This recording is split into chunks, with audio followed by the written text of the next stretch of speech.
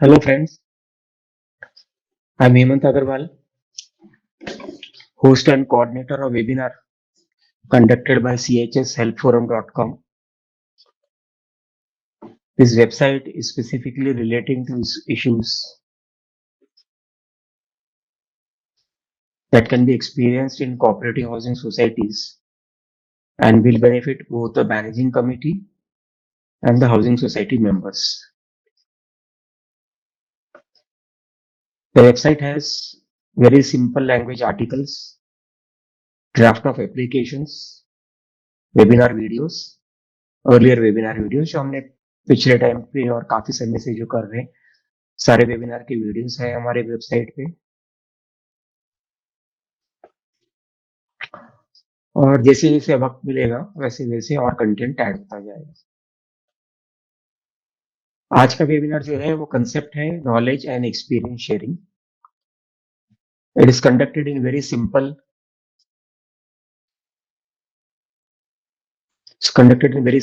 ordinary, non-technical and non-legal language and can be easily understood by all our friends. This webinar does not provide any type of consultations or advice to your personal problems. Friends may ask questions only relating to today's topic. Other questions will be ignored. Today's topic is accounts audit. Accounts और audit में fraud कैसे detect करना है, उसके criminal punishments वगैरह क्या हो सकते हैं, वगैरह वगैरह।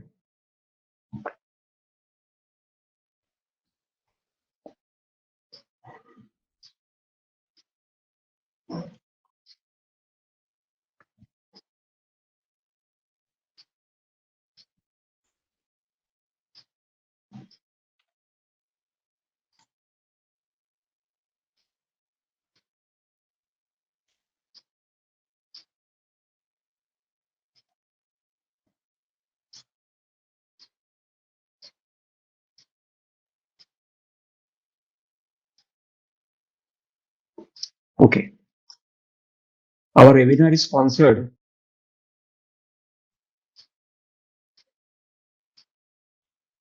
by DSK Enterprises,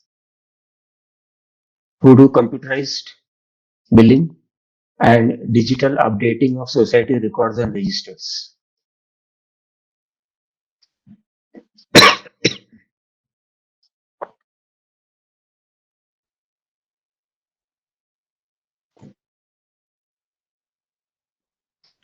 Our today's speaker is Chartered Accountant Shri Mahadev Puranik. He is a retired CFO of Saint Gobain Group. It's a French multinational company in India. After retirement, he pursues his interest in professional topics like society matters, advising on will, वसीयत वगैरह जिसको कहते हैं, inheritance of property, and he likes to keep himself updated on commercial laws. Before we invite today's speaker, let me give you a little brief on today's topic. In our previous Saturday evening's webinar, we had taken up the same topic that was numbered as series 1. Today, we are taking up the same topic because the topic is a large topic, it is a huge topic, it is a vast topic. So this will not be covered in 1 or 2 series. So hence we are taking it up on series 2, that is today's topic is series 2. Earlier topic was lectured by tax consultant Shri Pritesh Dedia. आप सबको पता है कि society में accounts maintain करना 100% जरूरी है. If you do not maintain accounts, then it classifies as a criminal offense also. बाकी और ऑफेंसेस तो यही है, लेकिन क्रिमिनल ऑफेंस बन जाता है अगर आप अकाउंट्स वगैरह नहीं मेंटेन करते हो तो. अकाउंट्स मेंटेन करने के लिए कई तरीके हैं जो आज के हमारे स्पीकर साहब आपको डिटेल करेंगे। कैसे इन्वेस्टमेंट्स करना है, एफडीआरस वगैरह में क्या होते हैं, वाउचर्स कैसे बनेंगे, टीडीएस का क्या रोल हो सकता है, जीएसटी का क्या रोल होगा, बैलेंस शीट पे साइनिंग अथॉरिटी कौन कौन होने वाले हैं, कौन से कानून कायदे लगते हैं, ये सब चीजों पे। जैसे मैंने पिछली दफा बताया था कि एमसीएस रूल 107 डी के अनुसार आप पेमेंट सिर्फ चेक से कर सकते हैं, लेकिन एमसीएस रूल 107 सी के अनुसार आप 10,000 रुपीज तक एक टाइम पे कैश भी हैंडल कर सकते हैं। आपने देखा होगा कि बायलॉज में लिखा हुआ है कि 1,500 रुपया कैश हैंडल करना है। वो एक पुराने जमाने का बायलॉ था, लेकिन 100 रूल नंबर 107 सी में ये 1,500 रुपया 10,000 में कन्वर्ट हो गया हुआ है। जब आप ऑडिट करते हो तो आपका जो ऑडिटर है, स्टैट्यूटरी ऑडिटर ले लो, यानी कि चार्टर्ड अकाउंटेंट, इंस्टीट्यूट का जो सर्टिफाइड होता है, काउंसिल पर रजिस्टर्ड जो है वो, या तो कोऑपरेटिव डिपार्टमेंट के पैनल ऑडिटर्स जो जीडीएसीए हो सकते हैं, डिपार्टमेंट का एक्स स्टाफ हो सकता है जिसको जीडीसीए किया हुआ है उसने, वो भी आपका अकाउंट्स ऑडिट कर सकता है। आपकी जानकारी के लिए बता दें कि आपका जो ऑडिटर है वो एक समय पे एक सोसाइटी में सिर्फ 3 साल तक ऑडिट कर सकता है। 1 साल का गैप लेने के बाद में वो फिर से ऑडिट कर सकता है, पर कंटिन्यूसली वो एक साथ सिर्फ 3 साल का ऑडिट कर सकता है। इसका डिटेल आपको सेक्शन 75 और 81 में मिल जाएगा। ऑडिट के टाइम पे ऑडिटर को क्या क्या ध्यान रखना है कि आपने मैनेजिंग कमेटी ने एफडीआर तोड़ा है, ब्रेक किया हुआ है, रिन्यू किया कि नहीं किया, इन्वेस्ट किया कि नहीं किया, उसे इन्वेस्टमेंट को ईयर मार्क किया कि नहीं किया बैलेंस शीट में, और कौन से इन्वेस्टमेंट्स हैं। अगर आपको ध्यान हो तो हमने वेबिनार किया था अर्लियर जिसमें हमने इन्वेस्टमेंट्स के बारे में बात किया था। तो सोसाइटी में जो जो इन्वेस्टमेंट्स हैं आप उसे म्यूचुअल फंड्स में, इक्विटी मार्केट्स में, गवर्नमेंट बॉन्ड्स में भी इन्वेस्ट कर सकते हैं। उसका क्या प्रोसीजर था हम अपने अलग पिछले वेबिनार में हम बता चुके हैं उस चीज को। वेबिनार का वीडियो वेबसाइट में अवेलेबल है, फुर्सत मिले तब उसको आप जाके देख सकते हो आपके एकेडमिक नॉलेज इंक्रीज करने के लिए। ऑडिटर को ये भी चेक करना है कि बैंक में साइनिंग अथॉरिटी कौन कौन दिया हुआ है, अकाउंट्स कैसे मेंटेन किया हुआ है वगैरह। ऑडिटर का फीस जो टिपिकली सिटीज में दिया हुआ है that is 100 rupees per member पर ईयर बेसिस है। Auditor is having irrefutable right to get invited to the AGM, AGM only, not SGM। Act में एजीएम के बारे में लिखा हुआ है। एजीएम में आके वो ऑडिटर क्या करेगा, जनरल बॉडी के प्रश्नों का उत्तर देगा, रिकॉर्ड किया जाएगा। जनरल बॉडी जनरल मेंबर्स सिर्फ जनरल बॉडी मीटिंग में, एजीएम में ही उसे प्रश्न कर सकते हैं। बाहर से उसको नोटिस देना, बाहर से उसको चिट्ठी लिखना या कोई भी चीज पूछना ऑडिटर को, auditor is not bound to reply to individual members letters, so don't write to him at all, legally is not bound to tell you. Auditor का काम है डिप्रिसिएशन का कैलकुलेशंस देखना, सोसाइटी का रिकॉर्ड्स रजिस्टर चेक करना, investments देखना ठीक से किया है कि नहीं किया है, एफडीआर देखना। ये सब का जहां जहां भी वायलेशन हो रहा है उस वायलेशन का उसको अपने ऑडिट रिपोर्ट में मेंशन करना है।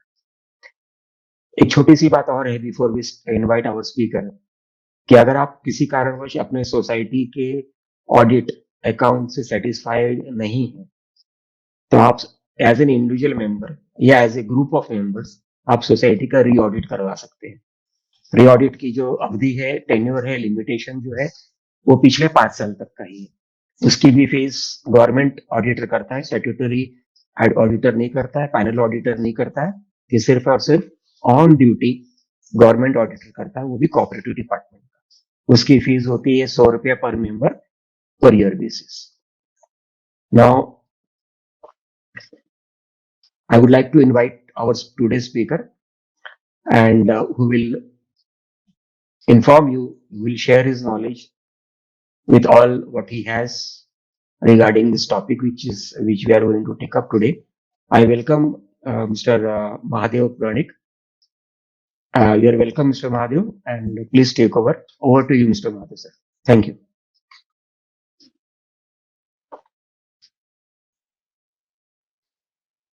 Mahadev, sir, please go ahead. Yeah. Hello.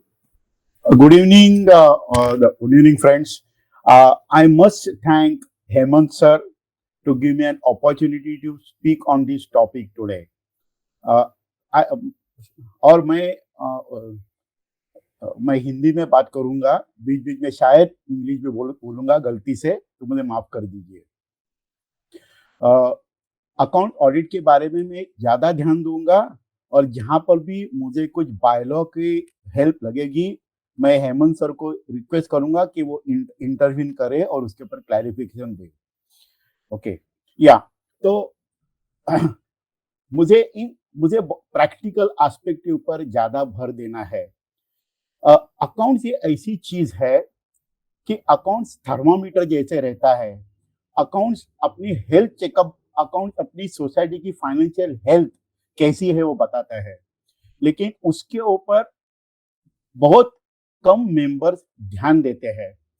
ताकि ये सबसे इंपॉर्टेंट चीज है कि अकाउंट्स बहुत कुछ बोलता है, हमें सिर्फ पेशेंस चाहिए सुनने में और पढ़ने में। ऐसे नहीं है कि हर आदमी को अकाउंट की जानकारी होना जरूरी है। हर एक आदमी अलग अलग फील्ड से रहता है, लेकिन थोड़ी कुछ मालूमात अपने बाकी मेंबर से या एमसी मेंबर से जान लेना उनके लिए ही अच्छा रहता है, ना उस वक्त के लिए लेकिन फ्यूचर के लिए। अब अकाउंट्स बनाना है तो उसमें इंपॉर्टेंट क्या है? ट्रांसपेरेंसी बहुत इंपॉर्टेंट है। हम बोलते हैं जब पारदर्शिता बहुत इंपॉर्टेंट है। क्यों इंपॉर्टेंट है? क्योंकि ऐसा है कि हम आम मेंबर्स एमसी को चुन के देते हैं। इसका मतलब क्या है? एमसी गवर्नमेंट जैसी होती है और हम आम आदमी जैसे रहते हैं। सो हमारी एमसी से कुछ अपेक्षाएं रहती है, एमसी की और एमसी के भी मेंबर से अपेक्षा रहती है। हम अपना जो मंथली पैसा निकाल के मेंटेनेंस के लिए देते हैं, वो मेंटेनेंस का पैसा एमसी या सोसाइटी कैसे यूज करती है, इफेक्टिवली यूज करती है नहीं करती है हमारी भी जिम्मेदारी पड़ती है। ऐसे नहीं कि सिर्फ एमसी उसके लिए रिस्पॉन्सिबल है। तो हमें आम मेंबर्स को और एमसी को आंख में तेल डाल के ये सब चीज सोचना पड़ता है। भले वो वॉलंटरी जॉब क्यों ना हो, लेकिन ये कानून से दी हुई पोजीशन है, तो उसका उस हिसाब से कानून से काम करना बहुत बहुत ही इंपॉर्टेंट है। अब एमसी क्या है? MC is the trustee of the money provided by the members. तो उन्होंने ट्रस्टी के हिसाब से काम करना चाहिए, ताकि ना कि मैं इस सोसाइटी का ओनर हूँ। ये बात बहुत इंपॉर्टेंट है। जब अपने दिमाग में मैं ट्रस्टी हूँ ऐसे आएगा, अपनी सोच विचार बदल जाते हैं। अब अभी अकाउंट्स क्या है? तो अकाउंट्स जो बनते हैं वो इंस्टीट्यूट ऑफ चार्टर्ड अकाउंटेंट्स ने जो अकाउंटिंग स्टैंडर्ड बनाए हैं और गवर्नमेंट ने जो बताए हैं, उस हिसाब से अकाउंट बनते हैं। कोई भी आदमी अपने हिसाब से अकाउंट नहीं बना सकता है। मैंने गवर्नमेंट का क्यों कहा है कि अकाउंट्स में जो कुछ भी है वह बाय लॉ और सेक्शन और रूल्स की तरफ से अकाउंट में एंट्री होती है या पेमेंट होता है। इसलिए ये दोनों का सिंक्रोनाइजेशन बहुत इंपॉर्टेंट है कि accounts institute of chartered accountants के अकाउंटिंग स्टैंडर्ड के हिसाब से हो और बायलॉ से सिंक्रोनाइज हो। ये बहुत इंपॉर्टेंट है। अब मैं ऐसे करूंगा कि एक एक प्रोविजन बताऊंगा कि भाई एमसी को क्या ख्याल रखना है और मेंबर्स को क्या देखना है।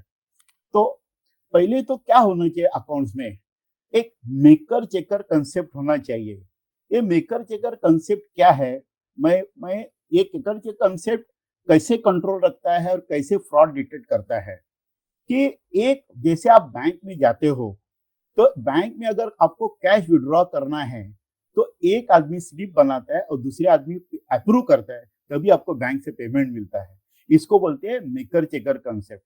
ऐसे ही कंसेप्ट सोसाइटी में भी होना चाहिए कि भाई एक आदमी कुछ करे, दूसरा आदमी उसको अप्रूव करे, उसके बाद में आगे एक्शन ले जावे, ताकि कोई एक आदमी कोई भी अफेयर अकेले अपने हिसाब से हैंडल ना कर सके। दूसरा प्रोसीजर कैसा होना चाहिए कि जैसे बैंक में होता है, आप स्टेट बैंक का एग्जांपल लीजिए, the system should work, people will keep coming and going. इसका मतलब क्या है कि आप एक स्टेट बैंक के एग्जांपल लीजिए, पूरे भारत भर में स्टेट बैंक है, लेकिन उधर हर 3 साल में अफसर बदलते रहते हैं, लेकिन उनके यहाँ प्रोसेस जो है वो प्रोसेस कोई अकेला आदमी बदल नहीं सकता है।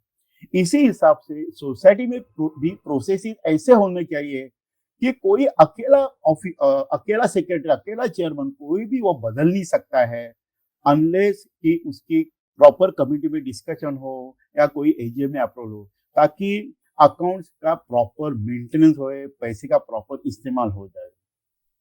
अब हेमंत जी ने जिक्र किया कि अभी सिंपल सी चीज है अकाउंट्स में।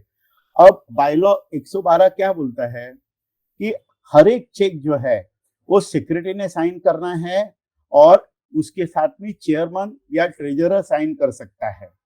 अब कई जगह पे ऐसे होता है कि कोई दूसरे कमिटी मेंबर को भी अथॉरिटी दी जाती है, हालांकि उसके में प्रॉब्लम नहीं है, लेकिन उसको प्रॉपर एजीएम में अप्रूव करके प्रॉपर रिजोल्यूशन पास करके बैंक में दे देवे तो हो सकता है। लेकिन कभी भी 2 आदमी को चेक साइन करना बहुत ही इंपॉर्टेंट है, बायलॉ के हिसाब से भी और कंट्रोल के हिसाब से भी। अब जैसे दूसरा पॉइंट ऐसा है कि पहले जमाने में सोसाइटी 1,500 के ऊपर कैश में खर्चा नहीं कर सकती थी, अभी 10,000 खर्चा कर सकती है, लेकिन उसके ऊपर भी कुछ तो कंट्रोल होना चाहिए। अब ये 10,000 कैसे हो सकता है प्रैक्टिकली? गणपति फेस्टिवल है, नवरात्रि फेस्टिवल है, फलाने है, उसमें क्या है, ये सब लोग है, वो सब लोग क्या है, जीपे चेक वगैरह एक्सेप्ट नहीं करते हैं, तो उनको कैश से पेमेंट करना पड़ता है। तो उसके लिए भी कुछ तो कंट्रोल होना चाहिए सोसाइटी के अंदर। अभी इनकम टैक्स में ऐसी प्रोविजन है कि कोई भी आदमी, कोई भी बिजनेस या कोई भी सोसाइटी 20,000 के ऊपर कैश में खर्चा नहीं कर सकती है। अगर 20,000 के ऊपर कैश में खर्चा हो गया तो पूरा खर्चा डिसअलाउ हो जाता है इनकम टैक्स में। तो ये भी ध्यान रखना पड़ता है इस बारे में।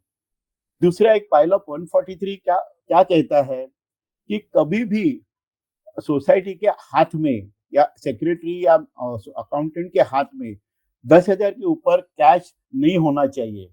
अगर होगा तो 2-3 दिन के अंदर वो कैश बैंक में भरना पड़ता है। तो इसमें अभी मेंबर की क्या जिम्मेदारी है कि जैसे अकाउंट आए तो जब चेक करे अकाउंट्स में कि भाई कैश ऑन हैंड कितना बता रहे हैं, कितने बता रहे हैं, 10,000 के ऊपर है, 10,000 नीचे है। 10,000 नीचे है तो ठीक है, नहीं है तो सवाल पूछ सकते हैं कि भाई आपने 10 पैसे इतने कैश ऑन क्यों रखे आपने। अभी मैं जाऊंगा बायलॉ के हिसाब से। अब जो सोसाइटी मेंटेनेंस जो रिकवर करती है वो 2 प्रकार के होते हैं। एक सर्विस चार्जेस होते हैं, बायलॉ 65 में उसके डिटेल दिए हुए हैं, वो फिक्स्ड यानी पर फ्लैट बेसिस पे रिकवर करने पड़ते हैं।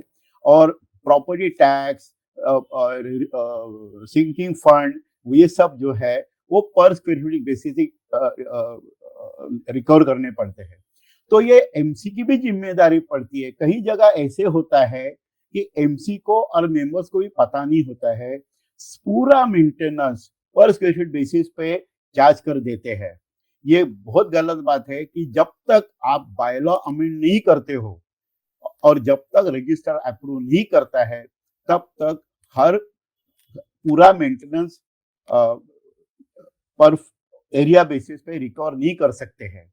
तो जैसी एमसी की जिम्मेदारी है, ऐसी मेंबर्स की भी जिम्मेदारी इसमें ध्यान देना कि भाई किस हिसाब से ये रिकवर कर सकते हैं।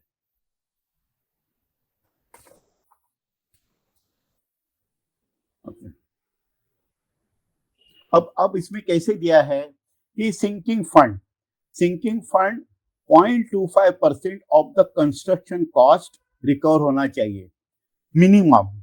अब मिनिमम 2.25 है, लेकिन उसके ऊपर भी सोसाइटी रिकवर कर सकते हैं जनरल बॉडी के अप्रूवल लेके।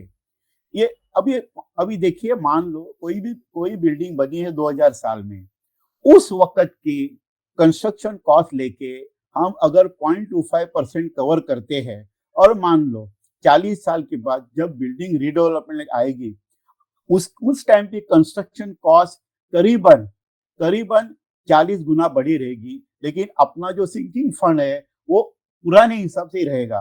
तो उस वक्त क्या हो जाता है कि मेंबर लोग को बहुत सारा पैसा निकालना पड़ता है, स्ट्रक्चरल रिपेयर के लिए बहुत सारा पैसा निकालना पड़ता है। तो ये नॉट ओनली एमसी मेंबर्स की भी जिम्मेदारी है कि भाई हर 2-3 साल में या 5 साल में रिव्यू करे, आर्किटेक्ट से सर्टिफिकेट लेके सोचना चाहिए कि भाई सिंकिंग फंड अपने को बढ़ाना चाहिए कि नहीं, अपने लिए फायदे के लिए है। आज कोई भी हर 200 रुपया बढ़ाएगा तो कोई ऑब्जेक्ट नहीं करता है, लेकिन जब कभी एमसी बोलेगी कि अपने को 50,000 निकालना है, तो सब मेंबर्स ऑब्जेक्शन रेज करेंगे, भाई इतना पैसा क्यों लगता है। तो ये स्लोली स्लोली ये फंड जमा करना बहुत इंपॉर्टेंट है। मैं एक सिंपल सा एग्जांपल देता हूं। जब आदमी यंग रहता है तब आदमी सेविंग करता है, और जब आदमी बूढ़ा होता है उस सेविंग में से खर्चा करता है। तो ये सिंकिंग फंड है, मेजर रिपेयर फंड, ये जो है ये फ्यूचर के लिए रिकवर करके रखना बहुत अच्छा रहता है। लेकिन हम मेंटेनेंस जब भी बढ़ते हैं तो हम लोग बहुत ऑब्जेक्शन रेज करते हैं, लेकिन इसका फ्यूचर में बहुत बेनिफिट हो जाता है। रिपेयर्स एंड मेंटेनेंस फंड जो है वो 0.75% per annum of the construction cost recover करना पड़ता है। मेजर रिपेयर फंड जब भी लगे सोसाइटी अपने एजीएम में रिजोल्यूशन पास करके क्रिएट कर सकती है। और एजुकेशनल ट्रेनिंग फंड है, 10 रुपीज पर मेंबर जनरल और डिसाइडेड जनरल बॉडी रिकवर करना पड़ता है। ओके, या अभी दूसरा एक इंपॉर्टेंट पॉइंट पर मैं आता हूं।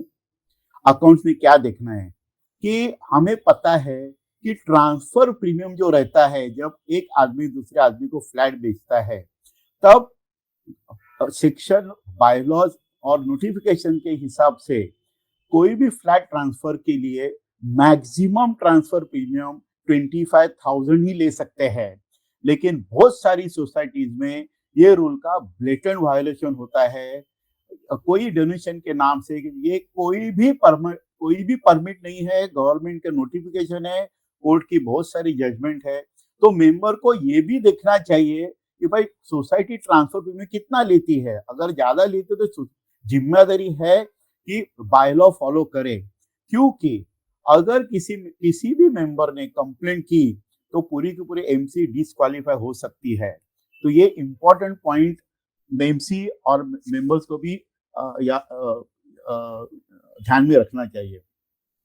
फिर बायलॉ 14 बोलता है कि आप ये जो फंड लेते हो, सिंकिंग फंड है या मेजर रिपेयर फंड है, कैसे आप खर्चे कर सकते हो, उसके भी उन्होंने सब तरीके दिए है कि सिंकिंग फंड स्ट्रक्चरल रिपेयर के लिए आप कर सकते हो, जनरल बॉडी का अप्रूवल होना चाहिए, सब ऐसे कानून में दिए हुए, उस हिसाब से ही ये फंड यूटिलाइजेशन होना चाहिए, ताकि ना कि किसी एमसी के मूड पे या व्यूज पे हो सकता है, ना किसी के बहकावे में आके ये सब कर सकते हैं।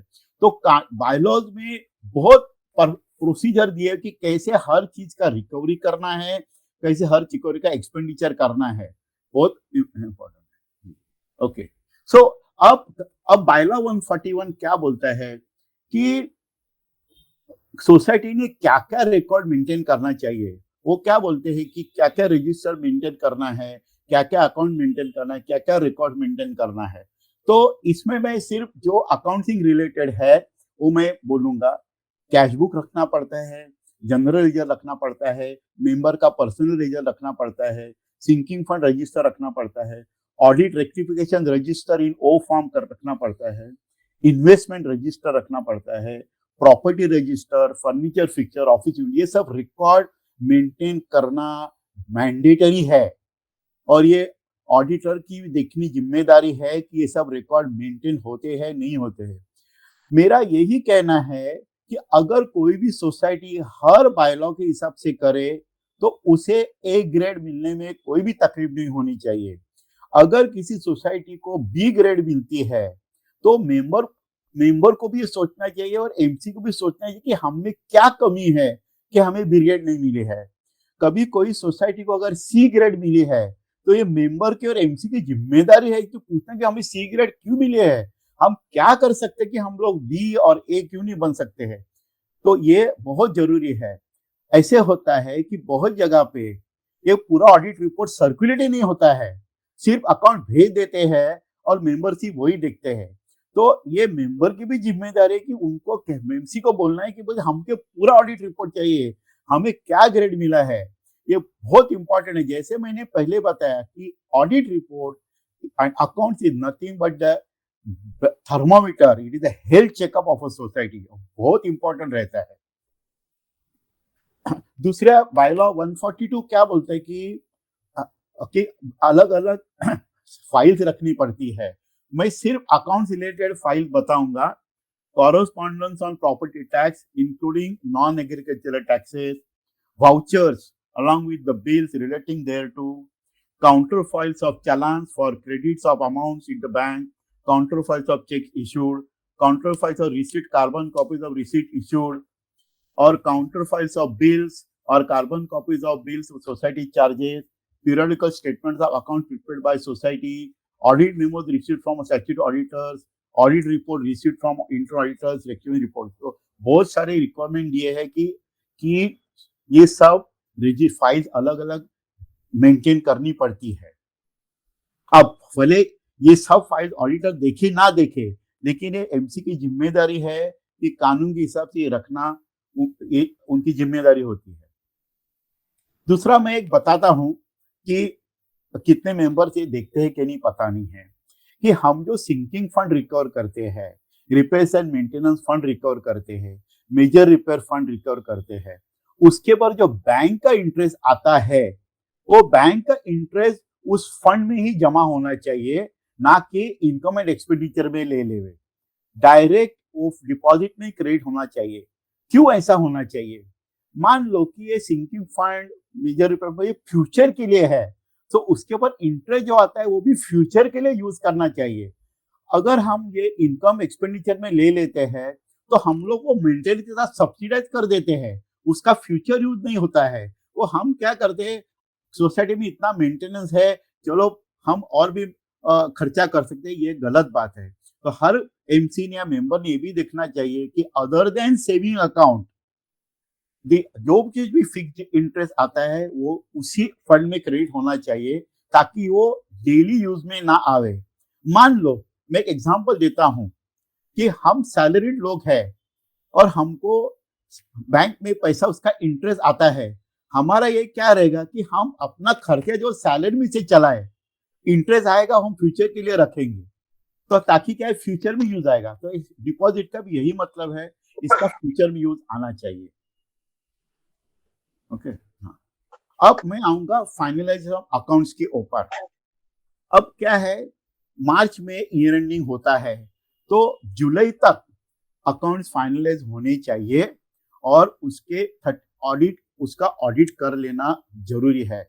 अब मैं इसमें एक सलाह दूंगा, कि ऑडिट इज अ पास्ट, जो हुआ है, जो हुआ है उसके लिए हम लोग 4 महीने क्यों लेवे? क्योंकि अब हम लोग पिछले से जितने जल्दी निकल जाए उतने हम आगे के ऊपर ध्यान रख सकते हैं। ये गलत बात है कि हम लोग 4 महीने रुके, 4 महीने के बाद ऑडिट करें, उसके बाद में रिपोर्ट जाए। तो मार्च तक जो हुआ है हमें सितंबर में पता चलता है कि मार्च तक क्या हुआ है, वो 6 महीने का टाइम बीत जाता है उसके अंदर। हम लोग ये भी एमसी या मेंबर ये भी कर सकते कि भाई मार्च में हुआ है तो अप्रैल में ऑडिट खत्म करके मई में एजीएम करके आगे चलो, ताकि बजट जो चाहिए अपने को वो जून में अप्रूव हो सके, पैसा भी जल्दी आवे और 9 महीने के लिए पूरा साल का बजट का पैसा भी आ जावे। ये बहुत इंपॉर्टेंट पॉइंट है, लेकिन ऐसे होता नहीं है। लेकिन ये मेरा सजेशन है कि ये जितना जल्दी हो सके पास में से बाहर निकलो, आगे देखो, ये इंपॉर्टेंट है। अब इसमें रूल 61 क्या बोलता है कि उसमें भी थोड़ा डिफरेंसेस ऑफ ओपिनियन है कि विद इन 45 डेज अकाउंट बना के ये मेंबर्स को रिव्यू के लिए रखनी चाहिए 15 दिन के लिए। ये बहुत अच्छी सुविधा है, लेकिन उसके ऊपर भी डिस्प्यूट है। लेकिन सुविधा ऐसी है कि 15 दिन 45 डेज के बनाने के बाद मेंबर को जाके वो अकाउंट देख सकते हैं, उसमें कुछ सवाल है तो सवाल पूछ सकते हैं, अपने ऑब्जेक्शन रेज करते हैं, ताकि एमसीओ ऑब्जेक्शन देखे, ऑडिटर को भेजने के पहले एड्रेस करे और फिर ऑडिटर को भेज सकते हैं।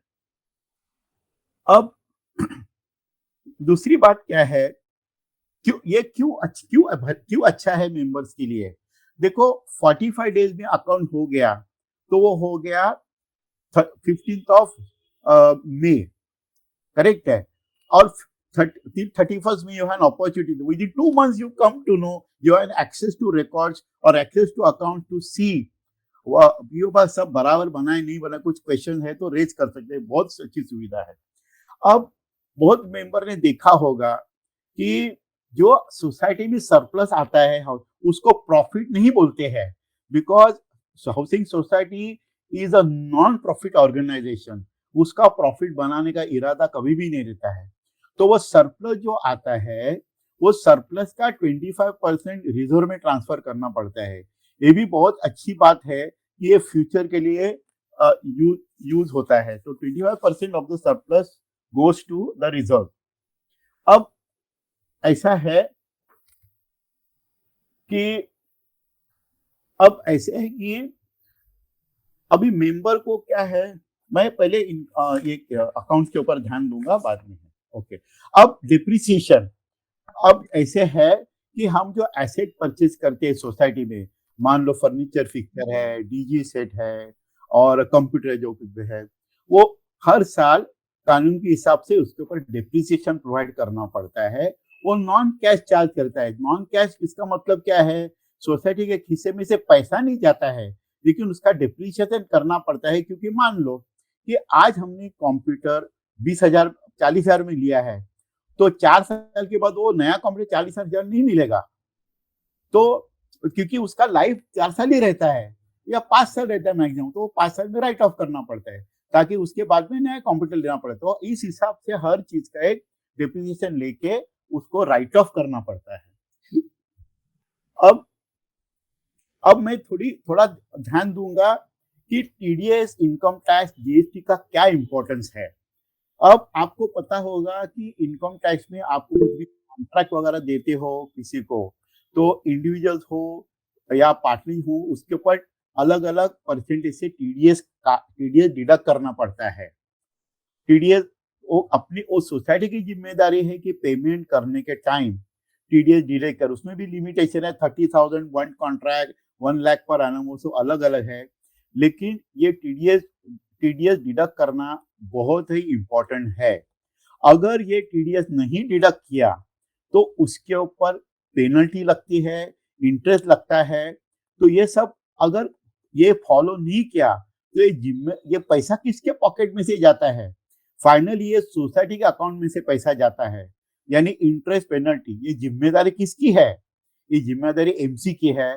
तो एमसी को जिम्मेदार रहना पड़ता है कि भाई आपने जो आपकी जिम्मेदारी है लॉ फॉलो करने का, वो क्यों नहीं किया। मेंबर सवाल पूछ सकते हैं कि आपने टीडीएस काटना मांगता था, क्यों नहीं काटा है। क्योंकि ये सब कैसे है ना कि इस टीडीएस का वगैरह इम्पैक्ट है तुरंत मालूम नहीं पड़ता है। जब इनकम टैक्स की नोटिस 3-4 साल के बाद आती है ना, तब ये सब मालूम पड़ता है कि अरे टीडीएस काटना मांगता था, काटा नहीं था, अब क्या करे, पेनल्टी भरो, इंटरेस्ट भरो। ये सब अवॉइड करना बहुत जरूरी है। तो ये मेंबर की भी जिम्मेदारी पड़ती है कि ये पूछे कि भाई कॉन्ट्रैक्ट वगैरह दिए हैं, उसमें आपने टीडीएस डिडक्ट किया है कि नहीं, और उसका प्रॉपर पेमेंट किया है कि नहीं। क्योंकि ताकि बाद में वही पैसे मेंबर के अकाउंट में से न जाए। अब आपको पता होना चाहिए कि अगर टीडीएस नहीं काटा तो उसका 100% पेनल्टी लगता है। मान लो कोई कॉन्ट्रैक्ट के ऊपर 10,000 टीडीएस है, तो उसके ऊपर 10,000 का पेनल्टी लग सकता है। फिर बाद में इनकम टैक्स में रिप्रेजेंट करो और वेवर मांगो, बहुत सारी चीजें हो सकती है। तो इसके ऊपर ध्यान देना बहुत ही जरूरी है। अब इनकम टैक्स, बहुत सारी सोसाइटीज में ये पता नहीं रहता है कि उनको इनकम टैक्स रिटर्न फाइल करना रहता है। लेकिन हर एक हाउसिंग सोसाइटी को इनकम टैक्स रिटर्न 30 सितंबर तक फाइल करना पड़ता है। और अगर ये रिटर्न फाइल नहीं किया तो 31 दिसंबर तक भरेंगे तो उसके ऊपर 5,000 रुपीज पेनल्टी है, और उसके बाद भरेंगे तो 10,000 पेनल्टी है। तो ये भी मेंबर की जिम्मेदारी पड़ती है कि एमसी को पूछे कि भाई आपने रिटर्न फाइल किया, टाइमली फाइल किया, इस पर पेनल्टी है नहीं है। क्योंकि अगर पेनल्टी भी भरेंगे तो वो कहाँ से भरेंगे, अपनी किसी से थोड़ी भरेंगे, वो सोसाइटी अकाउंट से ही भरा जाएगा। तो मेंबर की भी जिम्मेदारी पड़ती है कि मेरा पैसा जो जा रहा है वो प्रॉपर यूज होना चाहिए, एमसी ने प्रॉपर रूल्स फॉलो करने चाहिए। अब दूसरा एक पॉइंट मैं आपको बताता हूँ, इनकम टैक्स के हिसाब से पिछली सेमिनार कवर किया था।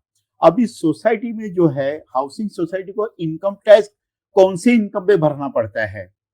सिर्फ वो इनकम है जो नेशनलाइज बैंक से इंटरेस्ट आता है, उसके ऊपर सोसाइटी को इंटरेस्ट भरना पड़ता है। और जो नॉन मेंबर से इनकम आता है, नॉन मेंबर का इनकम मतलब क्या है कि भाई सोसाइटी में कोई क्लब हाउस हो, या कोई बाहर के लोगों से रेंट वगैरह रिकवर किया हो क्लब के लिए, या जिम है, जिम के लिए कुछ पैसा लिया हो नॉन मेंबर से, तो ये सब जो इनकम आता है उसके ऊपर सोसाइटी को इनकम टैक्स भरना पड़ता है। लेकिन मेंबर से कुछ भी पैसे लिए तो उसके ऊपर इनकम टैक्स नहीं भरना पड़ता है। ये ये बहुत इंपॉर्टेंट पॉइंट है कि सोसाइटी पूरे इनकम के ऊपर टैक्स नहीं भरती है, सिर्फ और सिर्फ national bank interest and non member के इंटरेस्ट के ऊपर ही टैक्स भरती है। अब मैं आऊंगा दूसरी बात ऐसी है कि अगर सोसाइटी के पास ऐसे कुछ इनकम है तो इस सोसाइटी की जिम्मेदारी पड़ती है कि 15 जून, 15 सितंबर, 15 दिसंबर, 15 मार्च को उसका एडवांस टैक्स भरे। क्यों भरे? उसका एक एस्टिमेट करना पड़ता है कि भाई अपना ये कितना इनकम होगा, उस हिसाब से एडवांस टैक्स भरना पड़ता है। ये एडवांस अगर नहीं भरेंगे तो उसके ऊपर भी इंटरेस्ट लगता है, पेनल्टी लगता है।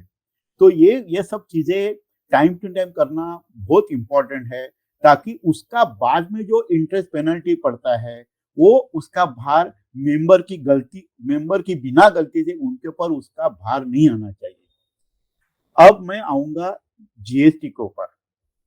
अब मैं इस बड़ी सोसाइटी का बात करूंगा कि जहां 100 से ज्यादा मेंबर्स है, कि अगर सोसाइटी एनुअल टर्नओवर यानी जो रिकवरी है वो 20 लाख से ऊपर हो, और मेंटेनेंस पर फ्लैट अगर 7,500 के ऊपर हो, तो उसके ऊपर जीएसटी लगाना कंपलसरी है। कभी ऐसे भी हो सकता है कि सोसाइटी का मेंटेनेंस 20 लाख, पूरा टर्नओवर 20 लाख के ऊपर है, लेकिन और मेंबर का मेंटेनेंस 7,500 के नीचे है, लेकिन उसका कुछ अदर इनकम हो कि भाई क्लब हाउस का रेंट है किसी बाहर से लिया, या स्क्रैप सेल हो, या कोई अदर इनकम हो, तो उसके लिए सोसाइटी को रजिस्ट्रेशन लेना और जीएसटी चार्ज करना कंपलसरी है। हालांकि बहुत सारी सोसाइटीज में ये पॉइंट इग्नोर हो जाता है। ये बहुत ही इंपॉर्टेंट पॉइंट है, एमसी ने जरूर इसके ऊपर ध्यान रखना चाहिए, क्योंकि उसका बहुत इम्पैक्ट है। जीएसटी अगर टाइम पे नहीं भरा तो उसके ऊपर 18% पेनल्टी इंटरेस्ट है, 10,000 रुपीज पेनल्टी है, ऐसे अलग अलग उन्होंने स्लैब दिए हुए हैं। अब मैं आऊंगा ऑडिट के ऊपर। ये audit is nothing but is a health checkup of a society के अकाउंट बराबर बनाए हैं नहीं बनाए हैं, उसमें क्या फ्लॉज है, और ये ऑडिटर की जिम्मेदारी होती है कि रिपोर्ट करना कि ये सब कानून के हिसाब से हुआ है या नहीं हुआ है। और बहुत सारी जगह पे ऐसे होता है कि इग्नोरेंस की वजह से मेंबर लोग ये पढ़ते ही नहीं है, ध्यान भी नहीं देते कि ऑडिटर ने क्या क्या रिपोर्ट किया है। तो ये भी बहुत इंपॉर्टेंट है कि मेंबर्स पढ़े। तो दूसरा क्या है, अभी बायलॉ 150 ए और 94 ए के हिसाब से जो ऑडिट स्टैट्यूटरी ऑडिटर है उसको एजीएम में ही अपॉइंट करना पड़ता है। सिर्फ कोविड के काल में गवर्नमेंट ने ये सुविधा दी थी कि एजीएम नहीं ले सके, इसके लिए कमिटी अपॉइंट कर सकती थी, लेकिन कानून के हिसाब से ऑडिटर एजीएम में ही अपॉइंट करना पड़ता है, एजीएम में नहीं कर सकते हैं। एक ऑडिटर 3 साल के लिए ऑडिट कर सकता है, जैसे हेमंत जी ने पहले ही बताया है। और ऑडिटर जो गवर्नमेंट का पैनल है उनके रजिस्टर्ड पैनल से ही अपॉइंट कर सकते हैं, वो चार्टर्ड अकाउंटेंट हो या जीडीसी हो। अब मैं थोड़ी सी एक बात डेविएशन करता हूँ, चार्टर्ड अकाउंटेंट सोसाइटी का ऑडिट करने में क्यों आगे नहीं आते हैं? क्योंकि उनसे हिसाब से फी बहुत कम होती है, काम की जिम्मेदारी बहुत रहती है, इसलिए चार्टर्ड अकाउंटेंट इसमें ज्यादा आते नहीं है। ये प्रैक्टिकल बात है। ओके, अब ये मेरी सलाह ये रहेगी कि ऑडिटर कोई भी सोसाइटी में अदर अकाउंटिंग सर्विसेज रेंडर नहीं करना चाहिए। बहुत सारी सोसाइटी में क्या होता है, पैसे बचाने के लिए ऑडिटर को बोलते हैं कि तुम ही अकाउंट संभालो, तुम ही हमारा बिलिंग करो और आप ही ऑडिट करो। ये बहुत गलत बात है। ऑडिटर इंडिपेंडेंट होना बहुत ही जरूरी है। अगर वो अदर सर्विसेज कर देता है तो उसमें ऑडिट में कॉम्प्रोमाइज होने के बहुत सारे चांसेस रहते हैं और उसमें फ्रॉड के भी चांसेस हो सकते हैं। तो कोई भी सोसाइटी ऑडिटर को अदर सर्विसेज रेंडर करने के लिए एंगेज ना करे, मेरी सलाह रहेगी। हम लोग पैसे बचाने के लिए ये सब देखते हैं, लेकिन ये हमारे लिए ही खतरा हो सकता है कभी भी। तो अकाउंटेंट और ऑडिटर इंडिपेंडेंट होना बहुत ही जरूरी है। ओके, अब ये ऑडिटर की जिम्मेदारी है सेक्शन 81 पे कि ऑडिट रिपोर्ट बनावे, ऑडिट अकाउंट अटैच करे। और ये सोसाइटी, और उसमें क्या होता है कि जैसे ऑडिट रिपोर्ट आता है उसके बाद ऑडिट ऑब्जेक्शन रिपोर्ट आता है। तो ये सेक्रेटरी की जिम्मेदारी होती है कि ऑडिट रिपोर्ट और ऑब्जेक्शंस एमसी में डिस्कस करें, एमसी में बताए कि भाई ऑडिटर ने क्या ऑब्जेक्शन लिए हैं, उसमें अपने क्या क्या करना चाहिए, वो सब रेक्टिफिकेशन करके 3 महीने में रजिस्ट्रार को रिप्लाई देना पड़ता है। बहुत जगह पे ये ऑडिट रेक्टिफिकेशन रिपोर्ट के ऊपर ध्यान नहीं दिया जाता है और उसके ऊपर बाद में बहुत सारे प्रॉब्लम क्रिएट हो जाते हैं। तो ये अब बहुत जगह ऐसे होता है कि नोटिस ऑफ एजीएम जो है 14 क्लियर डेज में देनी पड़ती है, यानी नोटिस का डेट छोड़ के और एजीएम का डेट छोड़ के। लेकिन बहुत जगह ऐसे होता है कि नोटिस भेज देते हैं लेकिन ऑडिट अकाउंट भेजते नहीं है। ये गलत बात है। ऑडिटेड अकाउंट भी नोटिस के साथ जाना बहुत ही जरूरी है। क्यों? क्योंकि हर मेंबर को अकाउंट्स का रिव्यू करना के लिए टाइम मिलना मांगता है, किसी को कंसल्टेंट टाइम मिलना मांगता है। 2 दिन के पहले भेज के कुछ मतलब नहीं होता है। ये एमसी की भी जिम्मेदारी है कि पूरा सेट मेंबर्स को टाइम टू टाइम मिलना चाहिए। और ऑडिट ऑब्जेक्शन है उसके ऊपर भी मेंबर्स को पूछना चाहिए कि भाई अगर 2 साल से ऑडिटर ऑब्जेक्शन रेज कर रहा है तो इसका आपने कंप्लायंस क्यों नहीं किया है। एक मेंबर का हक बनता है ये सवाल पूछने के लिए। मैं एक रिकमेंडेशन करूंगा प्रैक्टिकल हिसाब से, ऑफिस बेयरर्स और एमसी हर एवरी ईयर ऑडिट रिपोर्ट के बाद एक ऑडिटर के साथ मीटिंग करना चाहिए और उनको पूछना चाहिए कि भाई आपके ऑडिट में रिपोर्ट में आपको हमारे अकाउंट में क्या क्या क्या कमियां हैं, हमें क्या इम्प्रूव करना चाहिए, हमें क्या नया प्रोसीजर बनाना चाहिए। बहुत जगह ऐसे होता है, आपने मैं आपको एक्सपीरियंस होगा, जैसे ऑडिट रिपोर्ट आता है पढ़ते नहीं है, जैसे आता है जस्ट एजीएम में भेज देते हैं। ये बहुत गलत बात है क्योंकि ऑडिटर बहुत सारी चीजें रिकॉर्ड पे नहीं ला सकते हैं क्योंकि छोटी छोटी रहती है, लेकिन ये छोटी छोटी बातें बाद में बड़ी हो सकती है। इसके लिए एमसी की जिम्मेदारी है कि ऑडिटर को मिले, उनसे एक बार बात कर ले कि भाई क्या क्या है, क्या हमें करना चाहिए और उसके ऊपर आगे स्टेप ले ले। ये मेरी सलाह है। कानून में ऐसा लिखा नहीं है। कानून में ये लिखा है कि ऑडिटर एजीएम में हाजिर रहना चाहिए। अब मुझे पता नहीं है कि कितने एजीएम में ऑडिटर अटेंड करते हैं। ये एमसी की जिम्मेदारी है कि ऑडिटर को इनवाइट करे, ऑडिटर को एजीएम में बुलावे ताकि मेंबर लोग ऑडिटर को अकाउंट रिलेटेड क्वेश्चन पूछ सकता है कि भाई ये देखा नहीं देखा, इसमें क्यों ऐसा है। ऑडिटर उसकी जिम्मेदारी रहती है कि उसको ये मेंबर को जवाब दे दे। तो सेक्शन 81(5) में लिखा है auditor to be present in the AGM.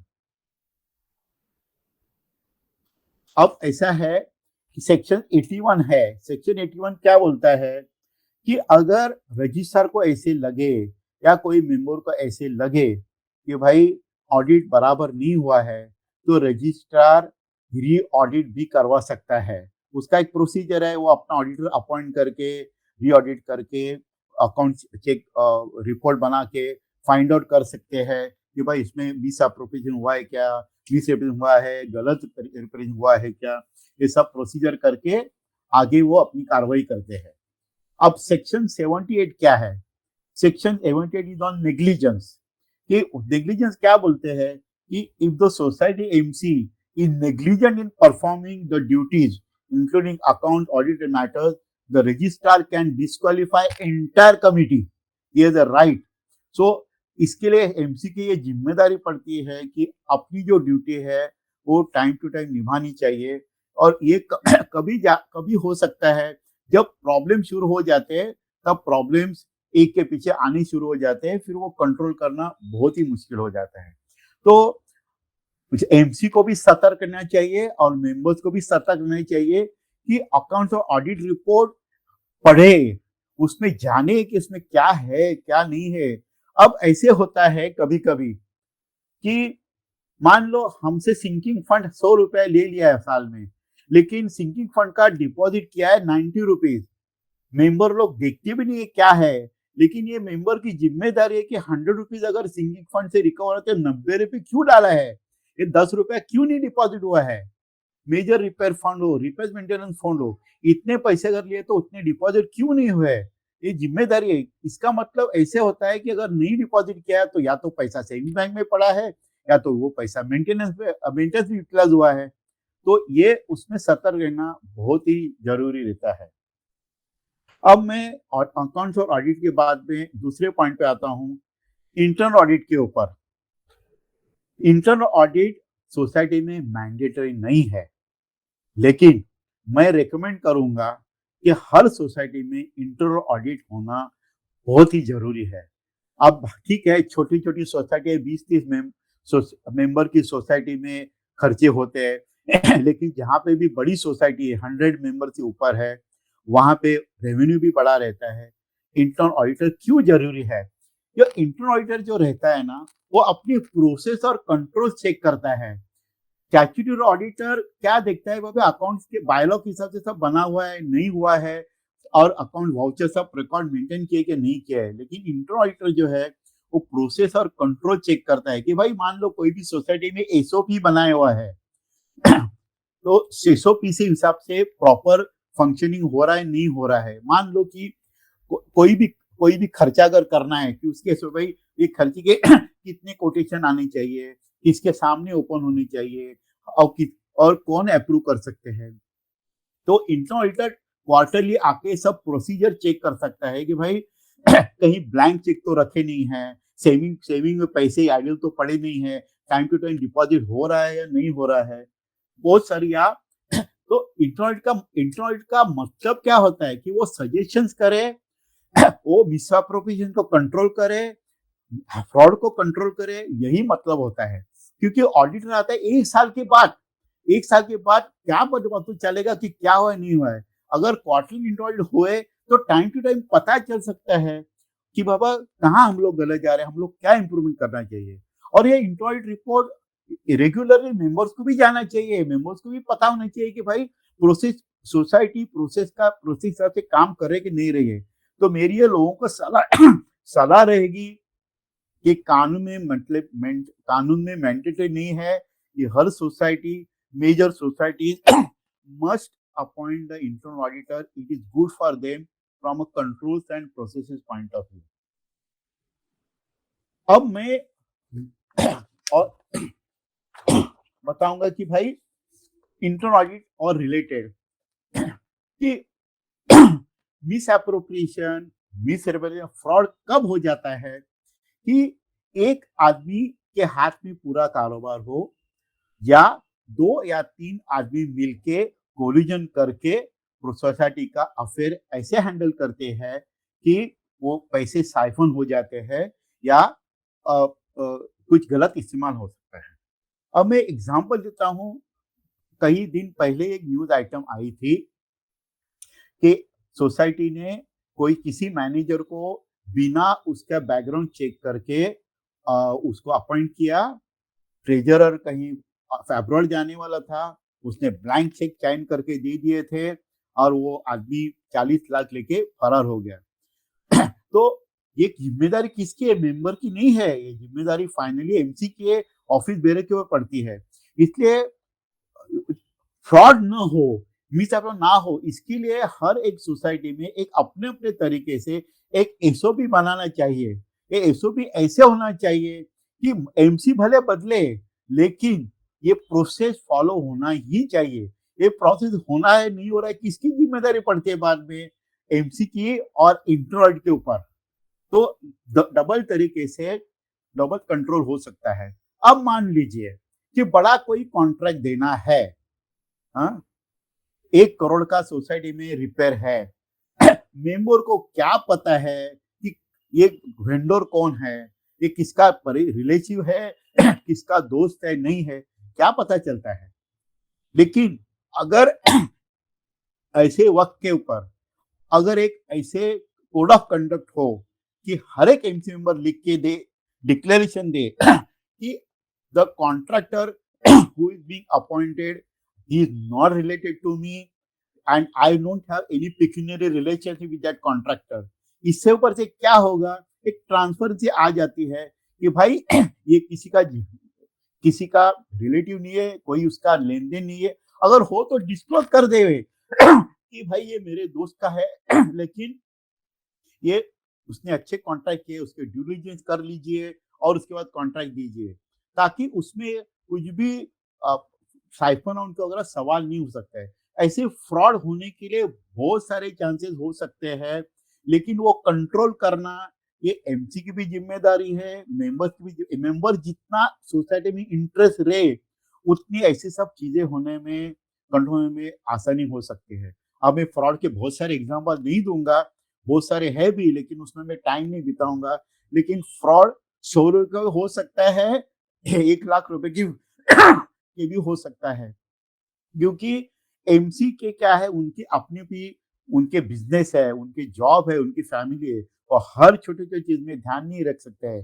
तो उसके लिए वो अकाउंटेंट के ऊपर डिपेंडेंट रहते हैं, मैनेजर वो डिपेंडेंट रहते हैं, वो जो सामने आता है पेपर साइन हो जाते हैं।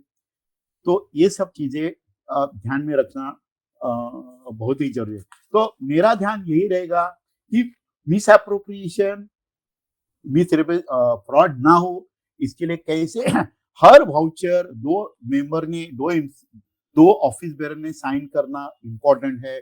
कोई भी कॉन्ट्रैक्ट हो, वो 2 आदमी ने साइन करना इम्पोर्टेंट है। कोई भी कॉन्ट्रैक्ट का डिस्कशन हो, उसमें सब ऑफिस बेरर प्रेजेंट हो, प्रपोज के मिनट बनावे, ताकि ये जितना हो सके ट्रांसफर्ड वे में कारोबार हो सके। व्हाट इज सबसे इंपॉर्टेंट क्या है कि कागज बोलना चाहिए। मान लो आज एमसी निकल गई, लेकिन एमसी ने क्या किया है उसका कागज बोलना चाहिए कि उन्होंने ये स्टेप फॉलो किया था और ये स्टेप से उन्होंने सही किया है। वो बहुत इंपॉर्टेंट है। अब कुछ ऑफेंसेस जो है वो क्या क्या ऑफेंस में ब्रीफ में लूंगा। 146C, MC fails to invest funds. जैसे मैंने आपको पहले बताया कि funds utilisation, proper funds invest किए क्या नहीं किया है। अगर नहीं किया इन्वेस्ट, तो एमसी के तो इसके ऊपर भी पनिशमेंट है, अगर इन्वेस्ट प्रॉपरली नहीं किया हो फंड्स तो। और 46 के क्या बोलता है, अगर फॉल्स रिटर्न सबमिट किया हो, फॉल्स इंफॉर्मेशन सबमिट प्रोवाइड किया हो, या फॉल्स प्रॉपर मेंटेनेंस नहीं किया हो, तो उसके ऊपर भी पेनल्टी है, पनिशमेंट है। और तो अभी 146C में अगर MC fails to invest fund, तो उसके ऊपर 500 रुपीज पेनल्टी है।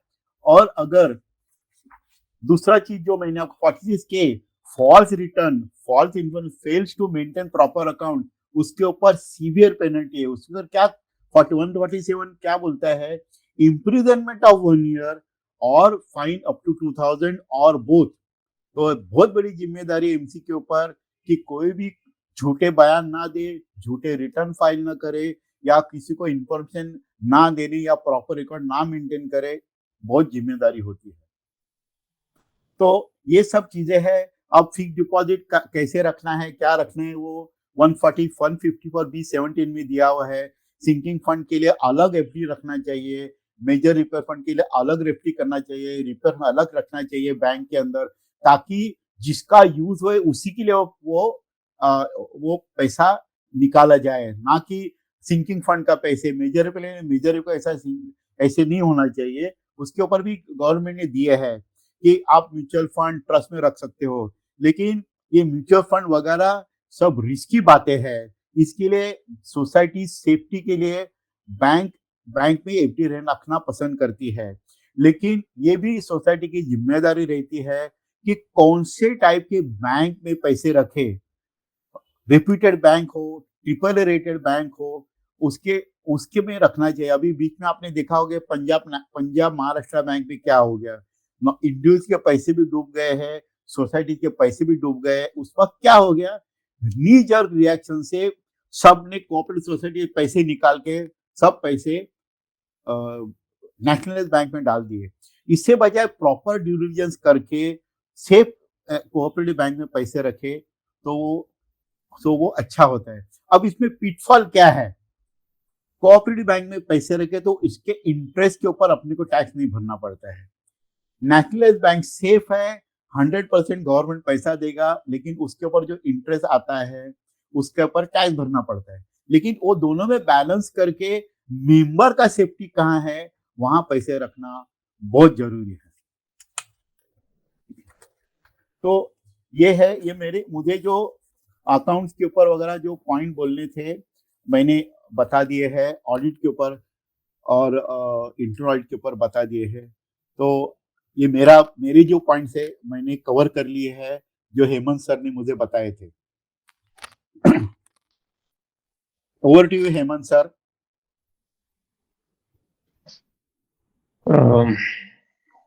Yes, sir. Thank you very much. And on behalf of all our friends here, we thank you, Pranik sir, for sharing your knowledge on various issues relating to accounts and audits. महत्वपूर्ण ये चीज था कि आपने बहुत simple language में explain किया, और मुझे ऐसा लगता है कि अपने सारे दोस्तों को एक ही टाइम पे सारा कुछ काफी हद तक समझ में आ गया, नॉलेज भी मिल गई। आगे बढ़ने से पहले मैं कुछ चीज बताना चाहूंगा कि कानून ये बोलता है कि आपका अकाउंट्स और ऑडिट फाइनलाइज करके 31 ऑन और बिफोर 31 जुलाई को आपको कंप्लीट कर देना है। मतलब अकाउंट्स भी कंप्लीट कर देना है, और ऑडिट का ठप्पा जो है, ऑडिट का ठप्पा का डेट जो है, सिग्नेचर डेट है, दैट शुड बी ऑन और बिफोर 31 जुलाई। ये 4 महीने क्या हाउसिंग सोसाइटीज के लिए जरूरी है। अभी कोई हाउसिंग सोसाइटी 20 मेंबर की सोसाइटी है, कोई 200 मेंबर की सोसाइटी है, और कोई 1500 मेंबर की सोसाइटी भी है। मुझे ऐसा लगता है, मेरा पर्सनल ओपिनियन ऐसा है कि ये 4 महीने की आवश्यकता नहीं है हाउसिंग सोसाइटीज के लिए। कोई छोटी सोसाइटी जो है उनका अकाउंट्स बुक्स भी बहुत छोटा है। अब 20-25 मेंबर, 50 मेंबर की सोसाइटी है, कितने वाउचर्स निकलने वाले हैं साल भर में? बहुत बहुत होंगे तो भी 100 वाउचर निकलते हैं। 100 वाउचर एक अकाउंटेंट को लिखने के लिए 100 मिनट लगेगा, 200 मिनट लगेगा, 500 मिनट लगेगा, which is equivalent to let us say 1 day और 2 फुल डेज। उसको ऑडिट करने के लिए, अकाउंट बुक्स तैयार है, उसको ऑडिट करने के लिए अकाउंटेंट को, ऑडिटर को कितना समय लगना चाहिए? 50 मेंबर की या 100 मेंबर की सोसाइटी को, उसको बहुत बहुत हो तो 5-6 दिन लगना चाहिए, उसके ऊपर लगने का कोई प्रश्न नहीं होता है। तो छोटी सोसाइटी का छोटा अकाउंट बुक्स है, उसके अकाउंट्स और ऑडिट वगैरह कंप्लीट करने के लिए 15 से 20 दिन, बहुत बहुत हो 30 दिन काफी है। इसका मतलब आपका अकाउंट ईयर खत्म हो रहा है 31 मार्च को, आपका 30 अप्रैल तक आपका अकाउंट्स और ऑडिट आराम से हो सकता है। और ये चीज कई सोसाइटियों में पॉसिबल है और कई सोसाइटी कर भी रही है। बड़ी जो सोसाइटी है उनका अकाउंट्स टिपिकली कंप्यूटराइज्ड है। कंप्यूटराइज करना आजकल इतना सरल हो गया और इतना चीप है। आप अपने खुद के घर पे, खुद के ऑफिस में एक छोटा लैपटॉप भी रखते हैं, पुराना जमाने का लैपटॉप भी रखते हैं अगर आप, तो क्या आपका अकाउंट्स और अकाउंट्स लिखने में आपको कोई तकलीफ नहीं है। अकाउंट्स लिख दिया, कंप्यूटराइज हो गया, ऑडिट पूरा कंप्यूटराइज शीट सॉफ्ट कॉपी में ऑडिटर को भेज दिया, ऑडिटर ने उधर सारा कुछ चेक कर लिया। और एक्चुअल जो फिजिकल डॉक्यूमेंट चेक करना है, अपॉइंटमेंट लेके सोसाइटी के ऑफिस में आ जाता है, वाउचर चेक कर लेता है, बिल चेक कर लेता है, रिकॉर्ड चेक कर लेता है। ये सब में भी बहुत बहुत हो तो 7-8 दिन के ऊपर का समय नहीं लगता है।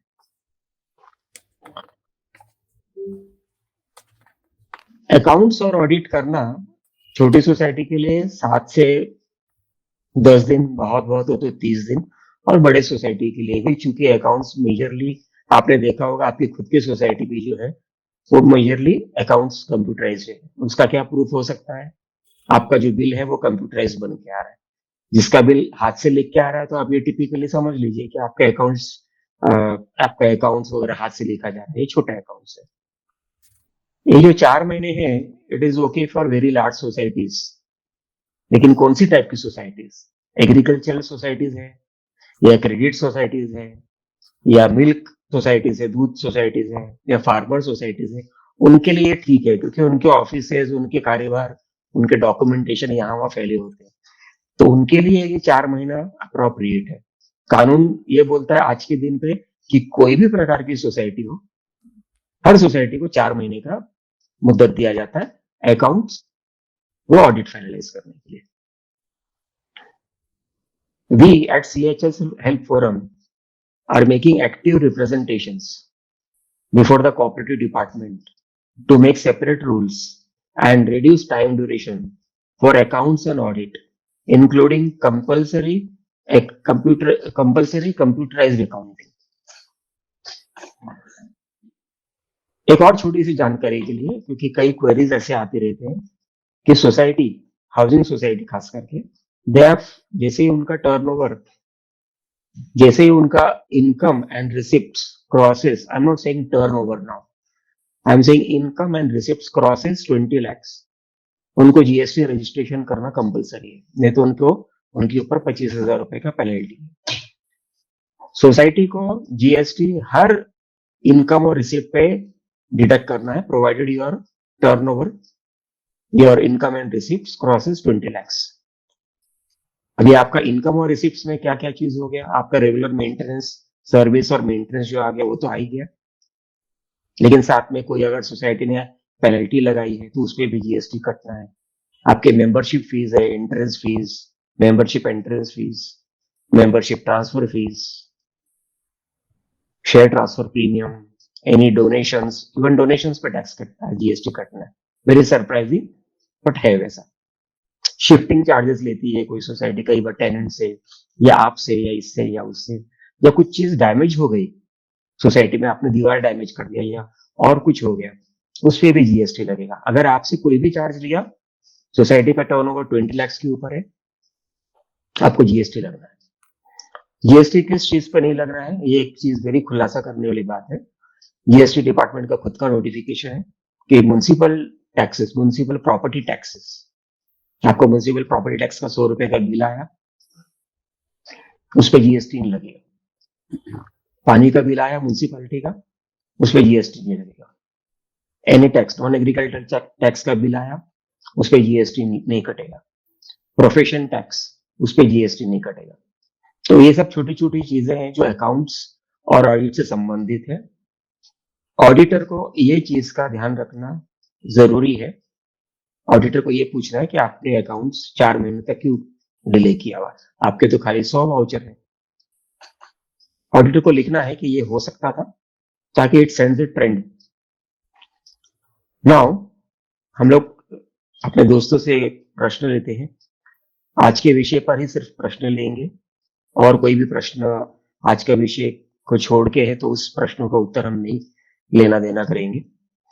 जो भी दोस्तों को, फ्रेंड्स को क्वेश्चन पूछना है, आपके स्क्रीन पे जो हैंड सिंबल है उस पर आप क्लिक कर दीजिए, We will take up questions in sequence. Only one question per person. While asking questions, please switch on your video.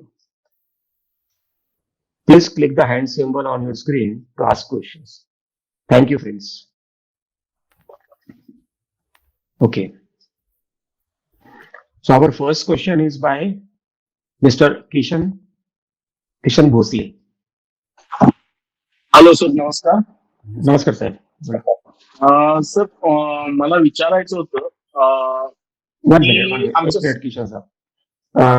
पुरनिक साहब, आप you are comfortable in answering questions in Marathi? Yes yes yes. Okay, Kishan साहब बोला. Sir, actually आमच्या सोसायटीत काय झालंय की एक 58 लाखाचं कॉन्ट्रॅक्ट एमसीने ठेवलेलं आणि 58 लाखावर मेंबर कडून 10 लाख जीएसटी म्हणून वेगळे घेतलेले. परंतु कॉन्ट्रॅक्टरला या लोकांनी काय केले, 10 लाखाची जीएसटी वेगळ्या पद्धतीनं भरलेली नाही आणि त्याचं काही डिटेल्स पण नाही. ऑडिट मध्ये त्याचा काहीच रेकॉर्ड नाही. जीएसटी 10 लाख मेंबर कडून जे कॉन्ट्रॅक्ट असते त्याच्यामध्ये बिल आलंय 10 लाखाचं जीएसटी म्हणून आणि सर्वांनी प्रत्येक महिन्याला सर्व ते पेमेंट दिलेलं आहे. पण आता विचारलं मी अर्ज करून एमसी ला विचारलं की जीएसटी आपण फ्युचर मध्ये काय प्रॉब्लेम आला तर जीएसटीचं डिटेल तुम्ही का नाही घेतलं किंवा का दिलं तुम्ही पेमेंट, त्यांचे रिसिप्ट दिलं. ते म्हणतात की आपली जिम्मेदारी नाहीये, समोरच्याची जीएसटी आहे आणि आमची सोसायटीचा पॅन नंबर आहे पण 20 लाखाच्या पुढचं कॉन्ट्रॅक्ट आहे, जीएसटी नंबर अजून घेतलेला नाही. तर ह्याच्यावर काय एक्सप्लेन करू? ओके. ह्याच्यात एक दोन प्रकार मोडतात. की दोन प्रकार कसे मोडतात की समजा मेंबर कडून जर पुरनिक सर, आप हिंदी में आंसर करिएगा ताकि बाकी सबको भी समझ में आ जाए.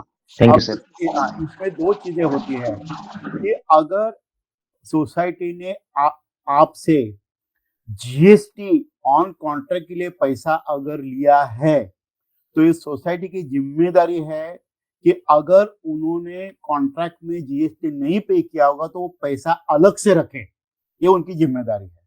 दूसरा चीज ऐसा है कि एमसी की जिम्मेदारी पड़ती है कि contract is a service rendered by the contractor. तो कॉन्ट्रैक्टर को 20 लाख के ऊपर अगर उसने कॉन्ट्रैक्ट देता है तो उसकी जिम्मेदारी होती है कि उसने जीएसटी लगाना ही चाहिए. अब इसमें ऐसे भी हुआ होगा, मैं एक पॉसिबिलिटी बोलता हूं कि ये 58 लाख का कॉन्ट्रैक्ट है, शायद वो कॉन्ट्रैक्टर ने 4 अलग अलग फॉर्म के बिल दिए होंगे कि भाई ये सप्लाई करेगा, ये फलाना सर्विस देगा. ऐसे किया हो सकता है. नहीं, करेक्ट सर. थोड़ा सा ऐसा उन्होंने एक लेटर दिया है सोसाइटी को.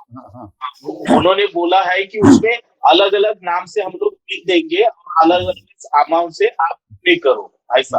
हाँ, तो अभी इसमें कैसे हो सकता है मैं आपको बताता हूँ. अब सोसाइटी एजीएम में कॉन्ट्रैक्ट किसके नाम पे अप्रूव हुआ है, 4 अलग अलग पे हुआ है या एक के ऊपर हुआ है. दूसरी बात ऐसी है कि कॉन्ट्रैक्ट जब अवार्ड हो गया है वो 4 अलग लोगों को हुआ है या सिर्फ एक को हुआ है. अगर कल के जीएसटी वालों ने क्रॉस इन्वेस्टिगेशन शुरू किया तो वो उसके ऊपर तो पेनल्टी लगेगी, लेकिन सोसाइटी के ऊपर भी पेनल्टी लगेगी कि you are in hand in gloves in tax evasion. ये भी हो सकता है. तो इसके लिए सब कॉर्पोरेटिंग डॉक्यूमेंट चेक करना बहुत इंपॉर्टेंट है. अगर मुझे नहीं लगता है कि एमसी ने आपसे जीएसटी के लिए 10 लाख अलग लिए हो, उन्होंने सिर्फ रिपेयर फंड के लिए पैसे लिए होंगे. खाली उन्होंने एजीएम में बताया होगा आपको कि ये 10 लाख इसमें से हम लोग जीएसटी के लिए वापरेंगे करके. बराबर. लेकिन कहीं पे भी उन्होंने जीएसटी नहीं लिखा होगा. तो जब तक कॉर्पोरेटिंग डॉक्यूमेंट चेक नहीं करते हैं इसके ऊपर कुछ नहीं बोल सकते हैं. Anyway, thank you, Mr. Bhosle. Yeah, next question is by Mr. Satyanarayan. हाँ जी, नमस्कार सर. नमस्कार. ये मेरा सवाल अनपेड लाइबिलिटीज को लेकर है और इश्यूज का बुलेट पॉइंट ऐसा है कि जून 19 के अंदर स्ट्रक्चरल ऑडिट हुआ. ऑडिटर ने C2 कैटेगरी में स्ट्रक्चर को डाला मैनेजिंग कमेटी ने अपना हाथ झटक लिया कि since we are going for redevelopment we will not spend money on repairing. Immediately उन्होंने नोटिस इशू कर दिया मेंबरों को टू वेकेट द फ्लैट। 4 महीने के बाद में उन्होंने और एक रेजोल्यूशन यूनानिमसली पास किया कि every member will get what you से deposit of 1 lakh rupees, rent of 30,000 rupees, shifting charges of 60,000 rupees with retrospective effect of July 19। अब ये हो गया पिक्चर कि बेटी का everyone will get such and such amount करके। अब आता है सवाल 1920 के बैलेंस शीट का कि एसडीएम में रेजोल्यूशन पास हो गया कि every member will get such and such amount करके। हमारी मैनेजिंग कमेटी ने उस साल की बैलेंस शीट के अंदर अनपेड लायबिलिटी का प्रोविजन क्रिएट नहीं किया। 19-20 में नहीं किया, 20-21 में नहीं किया, 21-22 में भी नहीं किया। पर मैंने सवाल रेज किया कि भैया ये अनपेड लायबिलिटी में जाना चाहिए या नहीं जाना चाहिए सर। जब रिजोल्यूशन का और बाकी लीगल एस्पेक्ट छोड़ दीजिए, रिजोल्यूशन स्ट्रेट में यही बोलता है कि every member will get such and such amount from retrospective effect. Okay तो इसका प्रोविजन कैसे क्या किया जाए अकाउंट्स में? ओके अब हाँ। ये जो आप बोल रहे हैं वो रीडेवलपमेंट है? नहीं सर, ये स्ट्रक्चरल ऑडिटर ने लिख दिया C2 कैटेगरी में स्ट्रक्चर है और मैनेजिंग कमेटी ने अपनी जवाबदारी झटकने के लिए कि we will not be held responsible अगर बिल्डिंग गिर गई तो, and all members are requested to vacate the flat. अभी इसलिए बोलता हूँ लीगलिटी में नहीं जाना है कि किसने बेवकूफी की और क्या किया। अपने सामने अकाउंट्स का रिजोल्यूशन है और उसका अनपेड लायबिलिटी का प्रोविजन है। ओके सही है ना सर? हाँ। सही। अच्छा, तो ऐसा है कि जब जिस साल एजीएम में डिसाइड हुआ है कि ये मेंबर Yes. को इतना पैसा देना चाहिए, तो क्या सिर्फ सोसाइटी रिजर्व में से निकाल के उसका सिर्फ आउटस्टैंडिंग लायबिलिटी बता देगी?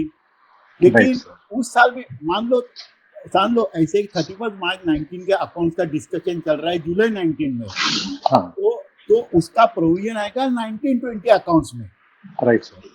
वो सिर्फ क्या अकाउंटिंग एंट्री पास होगी, रिजर्व से निकाल के वो आउटस्टैंडिंग लायबिलिटी बता देंगे। लेकिन उसमें एक ऐसा है, एक जरा ये थोड़ा टिकलिश पॉइंट ऐसा है कि उसके ऊपर सोसाइटी को टीडीएस का प्रोविजन करना पड़ेगा। ओके। हाँ, कि अगर रेंट देंगे तो रेंट कैसे होगा? It will be income for you, then shifting charge will be income for you. तो कल उठ के ऐसा होना ना हो कि उसके ऊपर टीडीएस काट के प्रोविजन रख दे, तो शायद ये भी हो सकता है। लेकिन ये पॉइंट से भी देखना पड़ेगा कि अगर उन्होंने उस साल में प्रोविजन किया तो टीडीएस का, क्योंकि आइडेंटिफाइड प्रोविजन है कि एक एक्स को इतना देना है, वाई को इतना देना है, कॉर्पस देना है, तो उसके ऊपर टीडीएस आएगा नहीं। और इसके ऊपर टीडीएस आने का चांस हो सकता है। अगर वो टीडीएस भरना पड़ेगा सोसाइटी को और नहीं भरा तो पेनल्टी बैठेगा। तो अब आप तो इसमें ऐसा है कि प्रोविजन ना करे और करे तो भी टैक्स कंसल्टेंट को पूछ के प्रोविजन करे, यही मैं कहूँगा, या तो ना करे। Okay. Thank you, Mr. Satyanarayan. Okay, sir. Thank you, sir. Next question is by Mr. Sunil Pothpade. Mr. Sunil, hello, नमस्ते जी। नमस्कार सर, पूछिए सर आपका प्रश्न। अगर सोसाइटी को पेनल्टी लगती है फॉर इनकम टैक्स या टीडीएस या जीएसटी, तो that should be paid personally by the committee, and if so under which provision of the MCS act also? Hello, हाँ, ये सर। मैं इसका जवाब हेमंत सर देंगे तो अच्छा रहेगा। ओके। ओके, तो सुनील सर, आपने ये पूछा कि सोसाइटी ने पेनल्टी भरा, भले वो इनकम टैक्स का हो, जीएसटी का हो या और कोई इश्यू का हो। करेक्ट। पेनल्टी भरने का मतलब क्या ये है कि मैनेजिंग कमेटी डिफॉल्ट में था, इसके लिए पेनल्टी नहीं भरी, गलती हुई है मैनेजिंग कमेटी से, कि किस कारण से पेनल्टी भरी हुई है? डिले या miscalculation? Let me be clear, is it delay? Delay in filing returns and miscalculation of GST or non-deduction of TDS. Okay, अगर आप ये कहोगे कि डिडक्शन के वक्त आपने ध्यान नहीं दिया, नजरअंदाज कर दिया, जानबूझ के या इनोसेंटली, बचपने में जो भी कुछ बोल लो, लेकिन अगर आपने स्टैट्यूटरी ड्यूज का कोई भी पेमेंट वक्त पे नहीं किया है, तो स्टैट्यूटरी अथॉरिटीज क्या क्या लगा सकती है आपको? वह पेनल्टी लगा सकती है, उस पर ब्याज लगा सकती है, वगैरह वगैरह। अब 70 सेक्शन 73(1)(a) क्या बोलता है कि मैनेजिंग कमेटी अपने नेग्लिजेंस और ओमिशन के लिए जिम्मेदार रहेगी, पूरी की पूरी मैनेजिंग कमेटी। ओके, तो अगर आपने पेनल्टी 100 रुपया भर दिया इनकम टैक्स के लिए, तो वो पेनल्टी बिकॉज मेरी गलती थी, मैंने नहीं दिया, मैं कोई बहाना नहीं कर पाऊंगा उस समय कि मैं सो रहा था, मैं टूर में गया हुआ था, मेरे घर में लग्न था, या ये था या वो था। कानून को, सरकार को उससे कोई मतलब नहीं है कि आप मर रहे हो कि जी रहे हो। 15 तारीख को आपको पेमेंट करना था, आपने नहीं किया, आप पेनल्टी भर दो। पेनल्टी नहीं भरोगे तो प्रोसिक्यूशन वगैरह बाकी का जो प्रोसीजर है तब होगा। पेनल्टी सोसाइटी के खाते से नहीं कटेगा क्योंकि वो आपकी गलती थी। सेक्शन 73 में वो कवर्ड है, because you have omitted, you have created deficiency, you will be paying it out of your own pocket and not by the society. गलती से आप मैनेजिंग कमेटी हो और आपने सोसाइटी के खाते से ही पेनल्टी भर दिया। टिपिकली हर सोसाइटी में ऐसे ही होता है। और वो रमेश भाई करके एक है, वो जानकार है, देखता है बैलेंस शीट में कि भाई पेनल्टी भरा है, अकाउंट्स पूछ लेता है, देखता है कि पेनल्टी भरा है, वो ये भी देख लेता है कि वक्त के बाद में भरा है। तो अब वो रजिस्ट्रार को कंप्लेन करके इंक्वायरी लगवाता है सेक्शन 83 में, और उस पे जो 100 रुपया मैनेजिंग कमेटी ने खुद की गलती की वजह से सोसाइटी से की जेब से भर दिया, वो अब सेक्शन 88 में उस मैनेजिंग कमेटी जो जवाबदार है, जो इंचार्ज पर्सन है, उसके जेब से निकलेगा। और अगर उस मैनेजिंग कमेटी की मीटिंग में आपने ये बोल दिया कि नहीं नहीं ये टाइम पे भरो, और फिर भी सेक्रेटरी या बाकी लोगों ने बोला कि नहीं भरने की जरूरत है, देख लेंगे जो होगा, आपका अगर ऑब्जेक्शन रिकॉर्डेड है तो आपके ऊपर सेक्शन 88 की कार्रवाई नहीं होगी, एमसीएस एक्ट। और अगर आपने कुछ भी नहीं बोला और रेजोल्यूशन में रिकॉर्डेड नहीं, तो पूरी की पूरी मैनेजिंग कमेटी के ऊपर ये पेनल्टी का दावा या जो भी कुछ खर्चा हुआ है, लाइबिलिटी उस मैनेजिंग कमेटी की रहेगी। Okay sir, thank you, thank you mister Sunil for joining. Thank you. Next question is by mister Rakesh Malhotra. Thank you sir. आपने लास्ट वीक में भी सेम टॉपिक मीन्स आपने बोला है कि 1 2 3 टॉपिक रहेंगे इसी स्कोप पर। सर मेरा 2 क्वेश्चंस है और इसके ऊपर एक सजेशन था। We are taking only 1 question per person. Okay, no problem sir, thank you sir. Sir एक सजेशन था, मैं छोटा हूँ, मैं आपसे सम्मति ले सकता हूँ कि इसके बारे में बताने के लिए सजेशंस? प्रश्न है कि सजेशन है सर जी आपका? एक प्रश्न पर ये सजेशन आपको देना था मैं सर, इफ पॉसिबल। अगर प्रश्न है तो पूछिए, सजेशन हम लोग एंड में वक्त लगेगा, वक्त रहेगा तो हम लोग ले लेंगे। Okay sir, okay, no problem sir. जैसे है नॉन स्टैटिक इनकम जो आती है अपने को, और ये नॉन स्टैटिक इनकम अपने प्रोजेक्ट बजट प्रोजेक्टिंग करते समय वो इन्वॉल्व नहीं लेना है अपने को। तो मेरा क्वेश्चन था कि ये नॉन स्टैटिक आइटम है ना, क्या क्या होते हैं और किसके हेडिंग में जाते हैं? कोई लोग होते हैं मिसकैलकुलेशन में डाल देते हैं, एक कोई रिजर्व फंड में डालते हैं। रिजर्व फंड में तो नॉर्मली ट्रांसफर फी और ट्रांसफर प्रीमियम डाल देते हैं। तो ऐसे ऐसे अलग अलग कौन से नॉन स्टैटिक आइटम है, वो कौन से इसमें जाते हैं, हेडिंग में जाते हैं, यही इन्फॉर्मेशन चाहिए मुझे सर। ओके, पौराणिक सर। आप अच्छा, ये जो देखिए जो ट्रांसफर प्रीमियम है वो हेमंत सर आप मुझे रेक्टिफाई कीजिए अगर कुछ मेरा, ये ट्रांसफर प्रीमियम जो है, एंट्रेंस फी जो है, वो सब रिजर्व में जाता है। ये हम लोग डे टू डे मेंटेनेंस में यूज नहीं कर सकते हैं। ओके, और ठीक है, I will explain Rakesh ji. Okay, thank you sir. Static income क्या क्या चीज है? आपने सिक्योरिटी रखा है सोसाइटी में, ओके, उसका 100 रुपये आप भर रहे हो, सोसाइटी सिक्योरिटी को भर रहे हो, तो 100 रुपये आपको मेंबर से लेना है। ठीक है, ये स्टैटिक कंट्रीब्यूशन है मेंबर की तरफ से। Exactly sir. अभी आपने एक मेंबर को पेनल्टी लगा दिया, पेनल्टी क्या वो स्टैटिक इनकम में रहेगी या नॉन स्टैटिक इनकम रहेगी? आपको क्या लगता है? नॉन स्टैटिक सर, कभी भी हुआ, कोई भी आ सकता है, कभी भी हो। रैंडमली जो इनकम आया, राम भरोसे इनकम जो आया, वो नॉन स्टैटिक इनकम में जाता है। जैसे उदाहरण के तौर पे मेंबरशिप एंट्रेंस फीस है, बरस में शायद ही 2-4 फ्लैट बिके या ट्रांसफर हो, तो आपको वो 100 रुपया पर मेंबर के हिसाब से आता है। शेयर ट्रांसफर प्रीमियम है। पेनल्टी तब लगेगी जब गुनाह होगा या ऑफेंस होगा या वायलेशन होगा। नहीं होगा तो इनकम कहाँ से आएगी? Exactly sir. और कई चीजें हैं, जैसे अब मैंने बताया शुरू में कि शिफ्टिंग चार्जेस लेती है कोई कई सोसाइटियां। तो ये सब जो इनकम है, जैसे नॉन ऑक्यूपेंसी चार्जेस है ना, नॉन ऑक्यूपेंसी चार्जेस आपकी इनकम आ रही है, जा नहीं रही है। सिक्योरिटी का इनकम जो लिया वो जा रहा है, सामने सामने सरखा सरखा सेम टू सेम पारी पासू वो इनकम आया और जाना चाहिए, बैलेंस शीट में दिखाई देना चाहिए। और यही फिगर्स जो है, यही हेड ऑफ अकाउंट्स और बैलेंस शीट आपके बजट प्रोजेक्शन शीट में दिखाई देगा। बजट प्रोजेक्शन शीट में आप वो फिगर्स नहीं दिखा पाओगे जो आपका नॉन स्टैटिक है।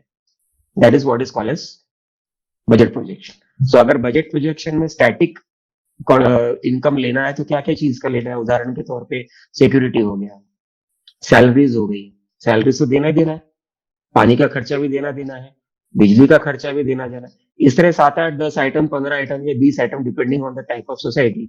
अभी एएमसी वेंडर है, लिफ्ट का वेंडर है, एसटीपी प्लांट का वेंडर है, सोसाइटी में ऑफिस का कंप्यूटर का वेंडर है, सीसीटीवी का वेंडर है, ये वगैरह वगैरह जो खर्चा हर समय पूरे साल होने लगेगा, होता रहेगा, वो स्टैटिक इनकम हुआ।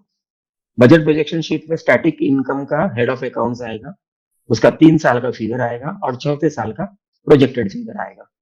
ये आपका स्टैटिक हो गया। अब नॉन स्टैटिक को फिगर को बजट प्रोजेक्शन में नहीं ले सकते क्योंकि आपको पता नहीं कि वो आना है या जाना है।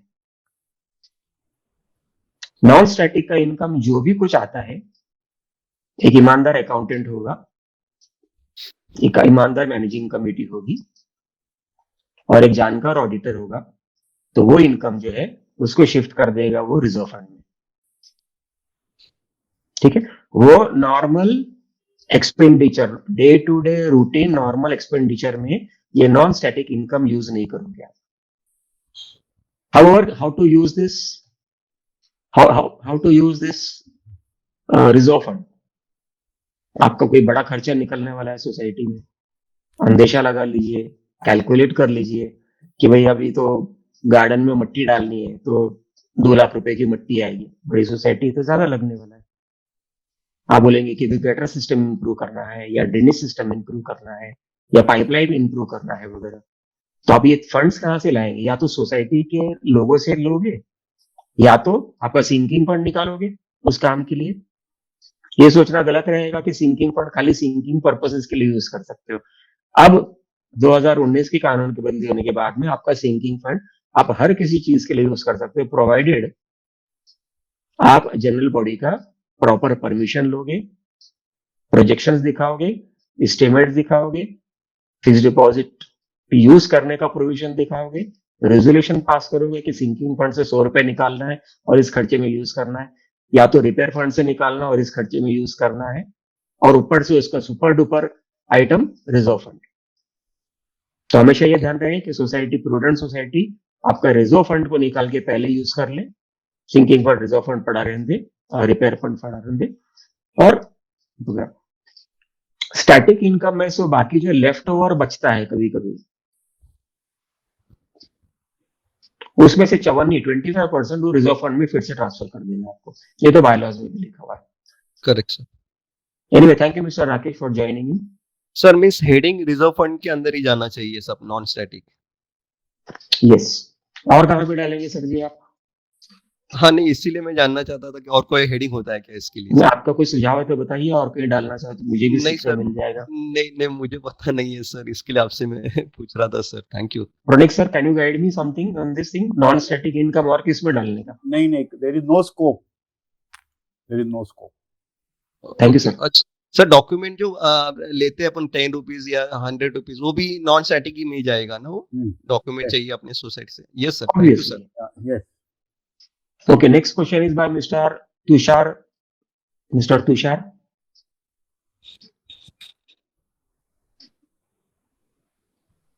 Mr. Tushar Dandavati.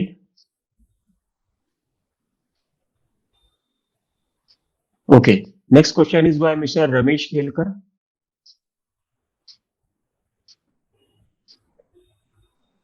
Tushar sir, are you there? Can you unmute yourself, Mr. Tushar? Unmute करिए Yes, yes. वहाँ पे। चलिए, रमेश जी आप होल्ड मैंने करिए। रमेश सोसाइटी का कन्वेंट एक मिनट, नमस्कार। रमेश जी आप होल्ड करिए। तुषार साहब बोलिए, आपका प्रश्न बोलिए। हाँ सर जी, good evening to everybody, each and all members. ये सर। सर मुझे एक क्वेश्चन है सर, हमारे सोसाइटी में साकेत और कल लिमिटेड सोसाइटी है इन कल्याण में सिचुएटेड, वहाँ पे एडमिनिस्ट्रेटिव प्राधिकृत अधिकारी अपॉइंटेड हो चुका है, और सर वो प्राधिकृत अधिकारी ने एडमिनिस्ट्रेटिव ऑफिसर ने आज तक लास्ट 4 साल से अपॉइंट किया है, बट उसने आज तक लेखा जोखा ऑडिट नहीं दिया है, तो उसके अगेंस्ट क्या एक्शन ले सकते हैं और अंडर विच एक्ट? ओके, आपका प्रश्न ऐसा है कि 4 साल तक आपके सोसाइटी में एडमिनिस्ट्रेटर अपॉइंटेड है या तो ऑथराइज्ड ऑफिसर अपॉइंटेड है, और या, उसने पिछले 4 साल का अकाउंट्स वो ऑडिट नहीं किया हुआ है। नहीं किया है, यस सर। ओके, आपके कितने मेंबर की सोसाइटी है सर जी? 62। क्या आप बता सकते हैं कि उसने ऐसा क्यों किया हुआ है? कुछ कारण है उस चीज का? सर नो, जब भी उसको पूछा गया तो वो बोल रहे हैं कि हम उसके हिसाब से करेंगे, government is I mean this sub registrar is appointed me, so I am answerable to the sub registrar office, not to the society member. ठीक है, very good. He is actually very, very correct. He is not answerable to the members of the society. Okay, He is a deemed public servant. yes, Okay, an authorized officer or an administrator is a deemed public servant, and he is appointed only for day-to-day routine activities of the society, which does not include जिसमें accounts auditing नहीं आता है। okay, Okay, वो पगार पानी देने का काम, लाइट पानी चालू करने का काम, छोटा मोटा काम जो है वो day to day routine activities में आता है। right, इस केस में सोसाइटी के मेंबर को क्या करना चाहिए? कि कोई भी एक मेंबर हो, अधिकारी को, यानी आपका रजिस्ट्रार को एक लेटर लिख दो कि भाई ये ऐसी परिस्थिति है, अकाउंट्स ऑडिट करने के लिए सोसाइटी के खर्चे पे आप अकाउंट ऑडिटर को नियुक्ति करिए। right sir. तो इसके तो पहले जो वो हमने पैनल ऑडिटर वो नियुक्ति कर देगा, और अगर आपको जी। रजिस्ट्रार को ऐसा लगता है कि सोसाइटी में कुछ गड़बड़ हुआ या आपने उसको ऐसा एलिगेशन लगा के दिया कि हो सकता है कि यहाँ पे अकाउंट्स में गड़बड़ी हुआ है, तो वो कोऑपरेटिव डिपार्टमेंट को ऑडिटर को डेप्यूट करेगा। टिपिकली अगर वो पैनल ऑडिटर को डेप्यूट कर देता है तो उसका खर्चा सोसाइटी देती है, और राइट, एडमिनिस्ट्रेटर को सारा डॉक्यूमेंट उसको सुपुर्द करना है। Right sir. तो ये इनिशिएटिव या कदम पहले आप ही को उठाना होगा, और वो एडमिनिस्ट्रेटर को साइड में रख दीजिए। राइट सर, ये हमने सब रजिस्टर को नोटिफाई करके दिया था कि हमारे यहाँ पे लास्ट 5 साल से ऑडिट नहीं हुआ है, 4 साल से ऑडिट नहीं हुआ है जब से ये एडमिनिस्ट्रेटिव ऑफिसर आया है। फिर भी सर सब रजिस्टर ऑफिस ने उसके ऊपर एक्शन नहीं लिया है। ठीक है, तो अभी आप ऐसा करिए कि एक एप्लीकेशन दीजिए उसको सेक्शन 77A में कि भाई ये एडमिनिस्ट्रेटर को हटा दो और हमारा सोसाइटी के ही 3 मेंबर को मैं ये नॉमिनेट करता हूँ। इसमें 51% सिग्नेचर ले लीजिए, मतलब लगभग 35 लोगों का सिग्नेचर, और उसको बोला कि ये 3 लोगों को हम नॉमिनेट करते हैं फॉर बोर्ड ऑफ एडमिनिस्ट्रेटर। जी, तो वो होंगे आप ही के लोग। एक बार बोर्ड उसको रजिस्ट्रार को प्रॉब्लम नहीं है ये ऑर्डर निकालने में, उसका ड्यूटी भी है बल्कि, तो वो ऑर्डर निकाल देगा, आपका बोर्ड ऑफ एडमिनिस्ट्रेटर आ जाएगा, फिर आप अपना ऑडिट का कार्य चालू कर दीजिएगा। अच्छा सर, अभी इलेक्शन हो चुका है मेरी सोसाइटी में और इलेक्टेड कमिटी आ चुकी है, तो एडमिनिस्ट्रेटिव ने हैंड ओवर नहीं किया accounts and all this things, तो उसके ऊपर क्या एक्शन होगी अगेन? इलेक्शन ऑफिसर का रिपोर्ट के 30 दिन के अंदर 30 डेज, जैसे मानो रिटर्निंग ऑफिसर ने बोला कि 1 जून को ये बोला कि भाई मैं ये 7 लोगों को मैनेजिंग कमेटी घोषित कर सकता हूँ,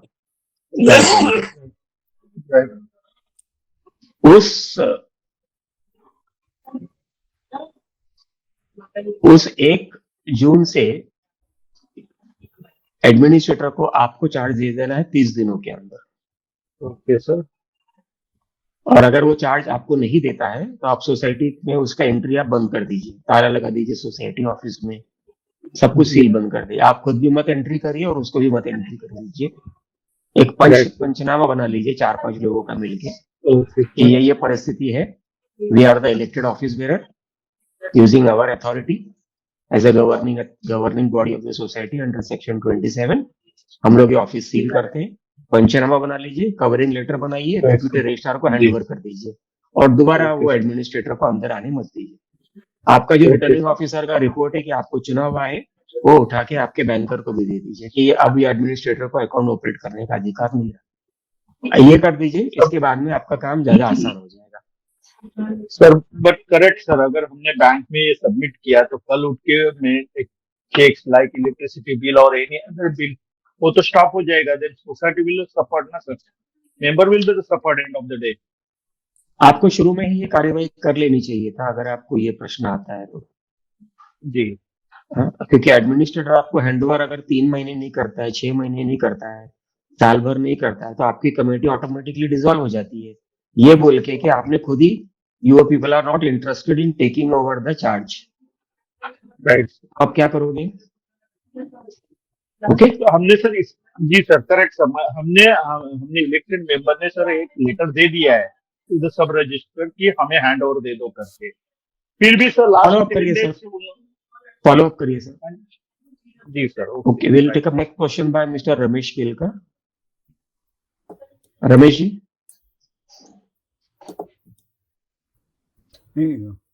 sir unmute yourself sir. Mister Ramesh Kelkar, please unmute yourself. Sir मेरे सोसाइटी का कन्वेंस डीड एग्जीक्यूट होके 20 साल हो गए और उस टाइम से बैलेंस सर, शीट इसके पे विषय पे प्रश्न है बिल्डिंग क्या आपका? फंड करके एक अमाउंट जो पता है, देखिए रमेश भाई, जी, आज का विषय है अकाउंट्स और ऑडिट। हाँ आज जी, हाँ के जी, दिन हाँ आज जी के सर। विषय और पर ये ही प्रश्न करिए। बैलेंस शीट में ठीक। नहीं, बैलेंस शीट में जो वैल्यू बिल्डिंग की बताते हैं उसका डिप्रिशिएशन हम क्यों नहीं बताए कि जब सिंकिंग फंड और रिपेयर फंड हम कलेक्ट करते हैं, जैसे बाकी आइटम है, कंप्यूटर्स है, सीसीटीवी है, उसका हम डिप्रिशिएशन लेते हैं। जैसा लास्ट सेमिनार में बताया था कि लैंड वैल्यू अप्रिशिएट होती है, तो ये बिल्डिंग फंड जो बताया है 5 करोड़ का, उसका वही वैल्यू कंटिन्यूअसली 20 साल से बता रहे हैं, तो इसका डिप्रिशिएशन होना चाहिए कि नहीं चाहिए? देखिए, इसका डिप्रिसिएशन का कोई प्रोविजन नहीं किया है सोसाइटीज में कि एक ऐसा है, देखिए हम लोग जब बिल्डर से लेते हैं तो हम लोग उसको लमसम अमाउंट दे देते हैं, तो उसमें लैंड की भी कॉस्ट रहती है और बिल्डिंग की भी कॉस्ट रहती है। तो जब अपने को बिल्डर हैंड ओवर कर देता है, वो अकाउंट में लिख देता है कि लैंड इतना है, बिल्डिंग इतना है, और वो बिल्डिंग डिप्रिसिएशन की जगह हमको सिंकिंग फंड क्रिएट करना पड़ता है। ऐसे कोई प्रोविजन नहीं कि बिल्डिंग के ऊपर डिप्रिसिएशन होना चाहिए करके, कोई भी सोसाइटी करती नहीं और जरूरी भी नहीं है।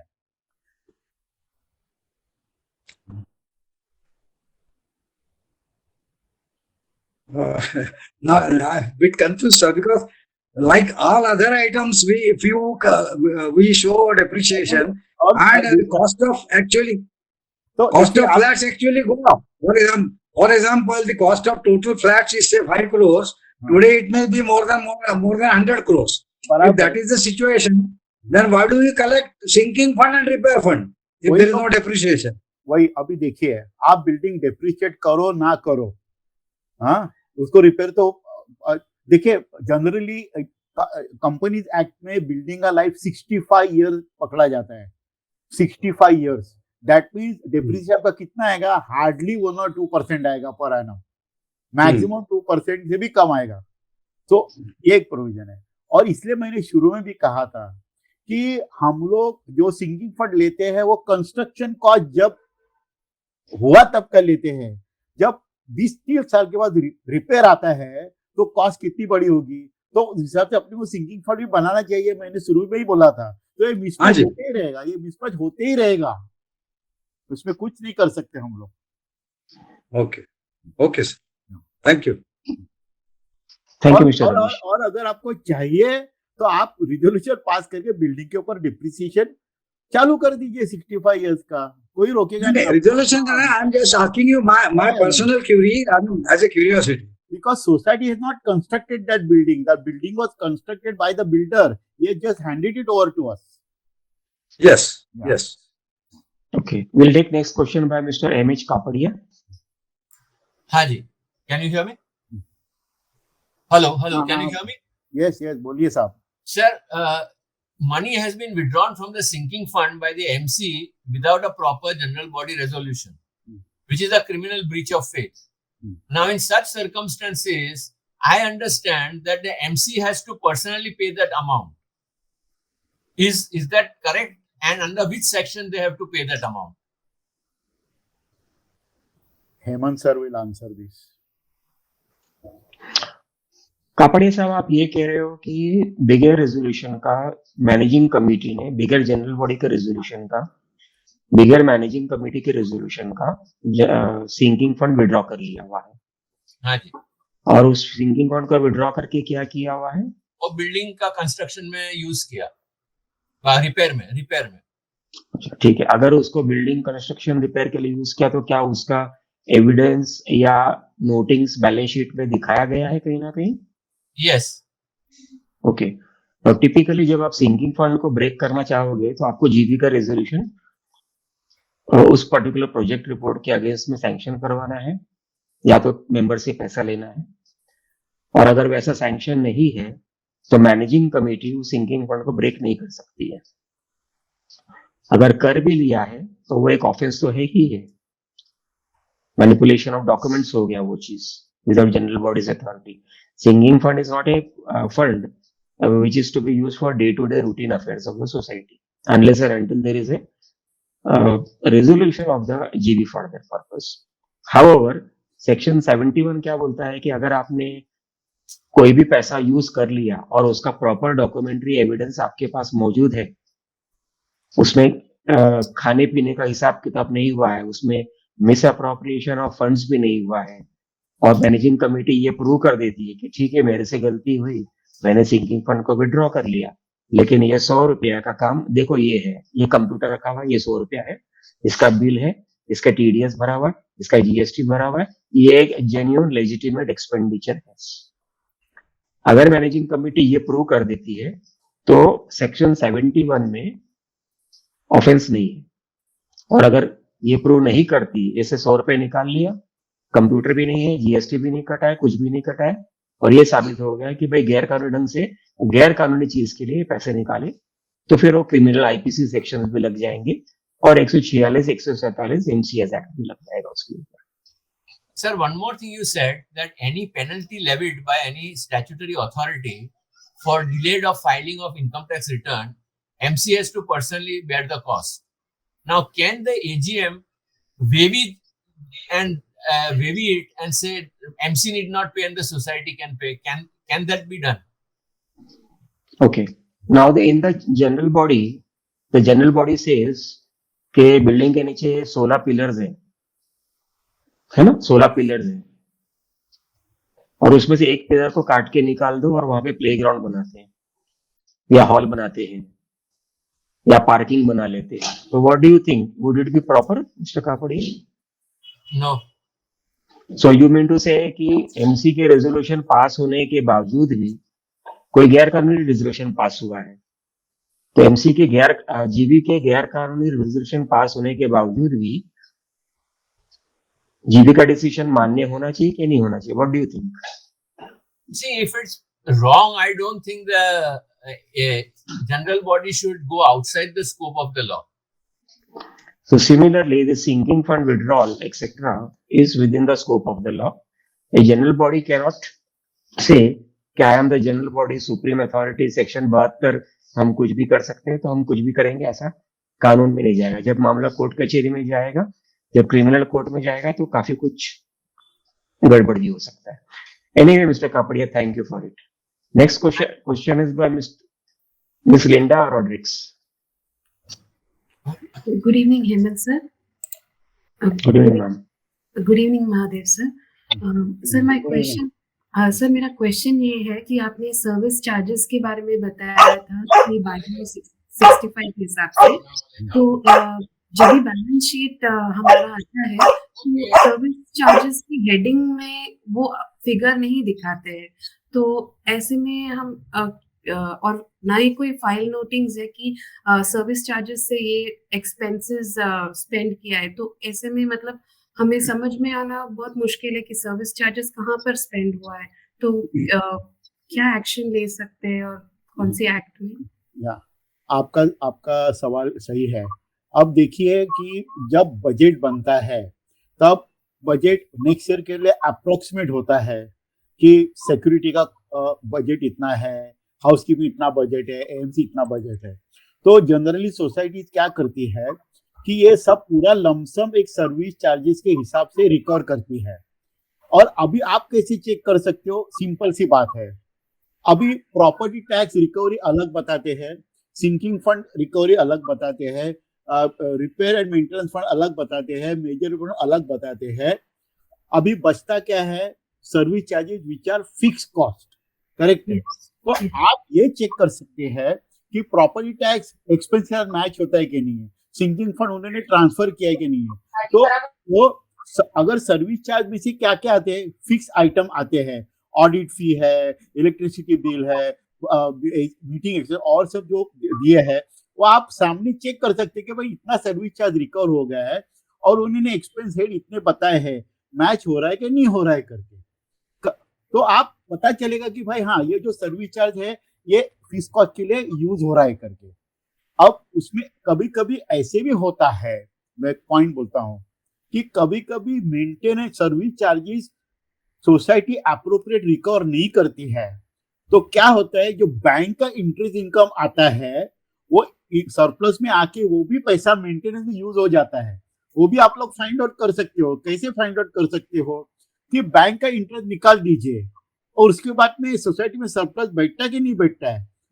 अगर उसमें निगेटिव है, इसका मतलब ऐसा है कि सोसाइटी इंटरेस्ट से एक दो महीना सोसाइटी चला रही है।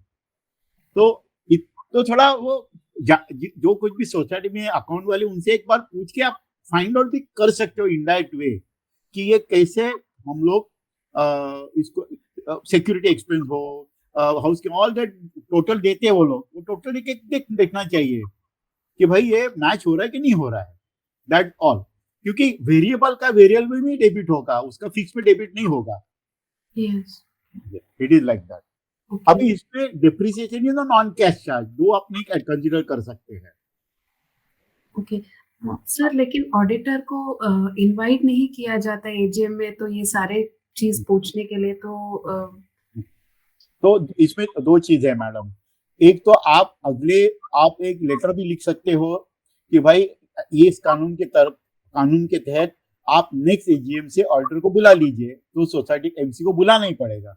ओके, कौन सा? मैं आपको प्रोविजन बोलता हूँ, एक मिनट।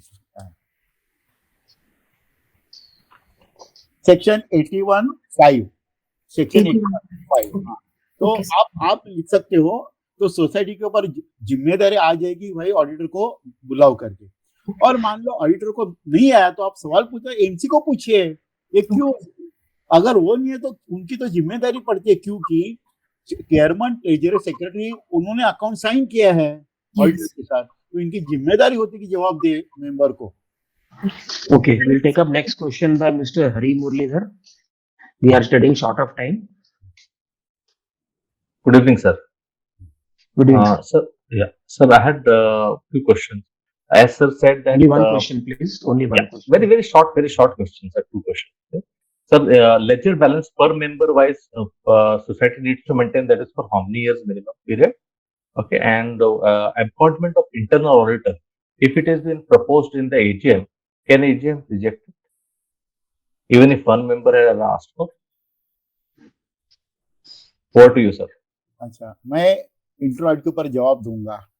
जैसे मैंने पहले बताया, ये मैंडेटरी नहीं है, ओके, लेकिन वो सबको कन्विंस करना पड़ेगा कि भाई क्यों इम्पोर्टेंट है।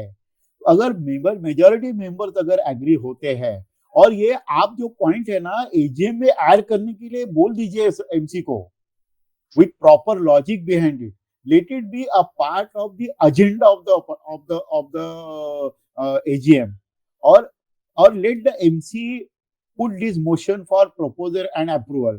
अप्रूव होता है तो बहुत बढ़िया है, लेकिन उसके लिए डिबेट होना चाहिए, कन्विंसिंग रीजन होना चाहिए, मेंबर को समझ दीजिए कि अपने भलाई के लिए है। क्योंकि मेंबर का हक है रिजेक्ट करने, वो बोल सकते हैं कि हमको पैसा नहीं खर्चा करना है, No, internal auditor does not require to spend money. It's one of the members only who does the internal but audit. I would okay, ये आपके ऊपर है. आई हाँ. Would recommend external person. I would recommend external person, क्योंकि internal रहेगा ना, उसका कुछ ना कुछ एक वेस्टेड इंटरेस्ट रहता है या कॉन्फ्लिक्ट ऑफ इंटरेस्ट हो सकता है. लेकिन ये भी अच्छा पॉइंट है, आप रिकमेंड कर सकते हो, कोई फर्जा नहीं है, कोई problem. And Okay, number of years I'll the ledger answer. balance has to be maintained per person. Why Okay. that question? Which- Okay, now regarding this internal auditor, law में प्रोविजन नहीं है इस समय आज के दिन पे इंटरनल ऑडिटर को अपॉइंट करने का. However, if the resolution is made in a AGM by majority resolution, then MC is bound to appoint an internal auditor that may be nominated by the GB, general body, or an external auditor on paid basis. Second question का answer ये है कि member के accounts related जो भी कुछ document है, they have to be maintained perpetually, permanently. Thank you, sir. Okay, next question is by That is as Mr. per what section, sir? That is for actually maintained from ledger balance. Typical ledger balance I'm asking for, because there's one friend of mine is having dispute, is asking for last 6-7 years ledger balance, which MC is not able to provide. Hence this question. Right Any- now, I cannot point out that particular section, but a federation, your housing federation issues this guidelines appropriately.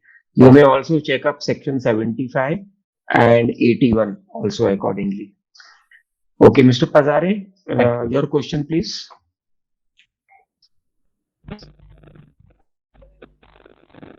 Mr. Pazare.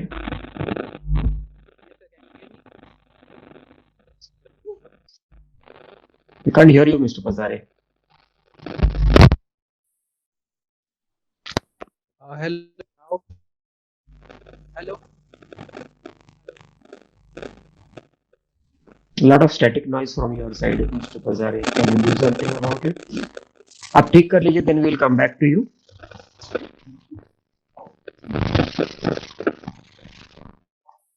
Okay. Next question is by Jayanti Lal Shah. Mr. Jayanti Lal Shah. Okay. Next question is by Pramod Kumar. Mr. Pramod Kumar.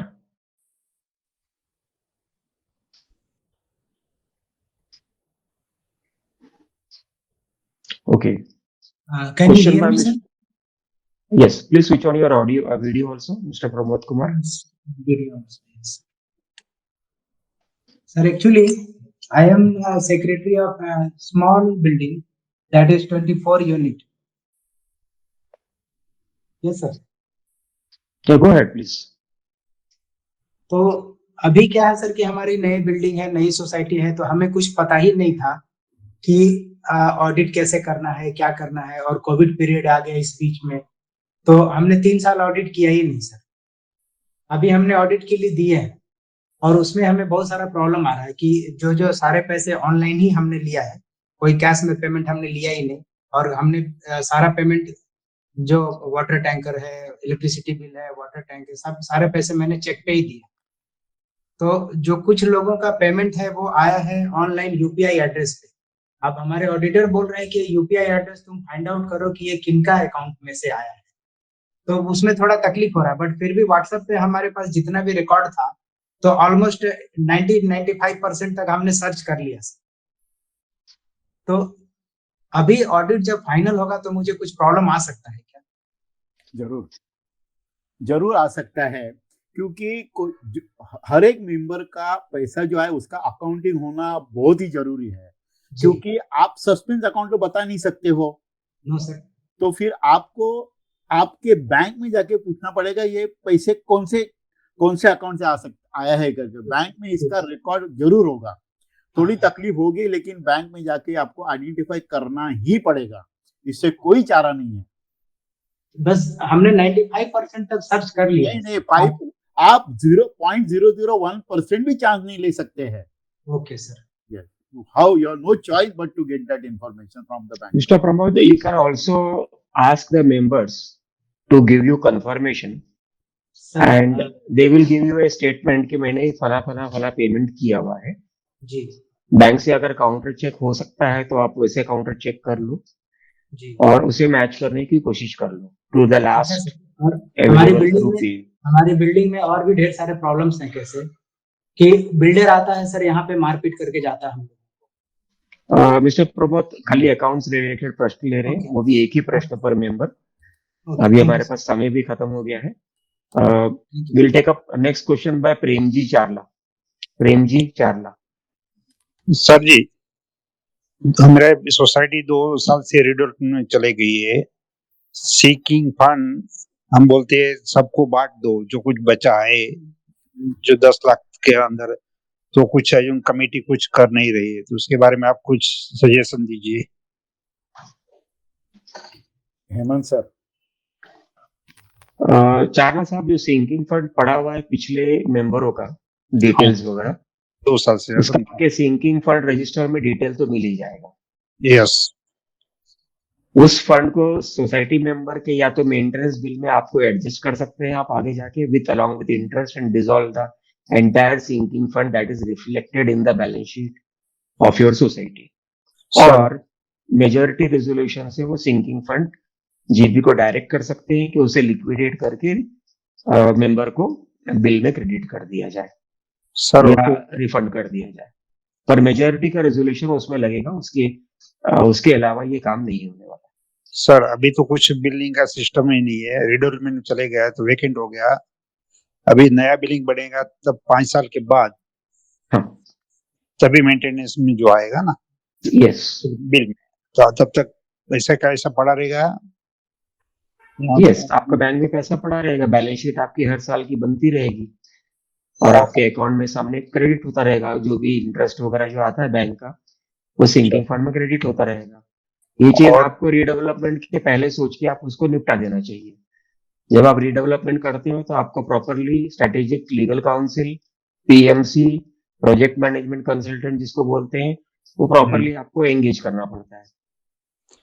कई बार चर्चा होती है तभी जाके ये काम निपटता है। Anyway अभी आपके पास ऑप्शन नहीं है, आप लास्ट मोमेंट तक के लिए रुकिए, जब तक हो जाएगा तो कि जो पैसा पड़ा है सब बांट दो सब मेंबर को, डेप्यूटी रजिस्ट्रार को भी देखा तो उसके लिए जनरल बॉडी का रेजोल्यूशन लगेगा। अगर आप सारे मेंबर जो रीडेवलपमेंट में यहाँ वहां जा चुके हैं सारे मेंबर को जमा कर सकते हैं, मीटिंग कर सकते हैं, अगर तो ये रेजोल्यूशन पास कर लो। वो तो पॉसिबल नहीं है पॉसिबल, इसीलिए आप रीडेवलपमेंट के बाद में देखना। रीडेवलपमेंट के पहले देखने का आपके पास स्कोप था जो आपने एक्सरसाइज नहीं किया। Anyway, thank you mister Charla for joining. Okay, thanks.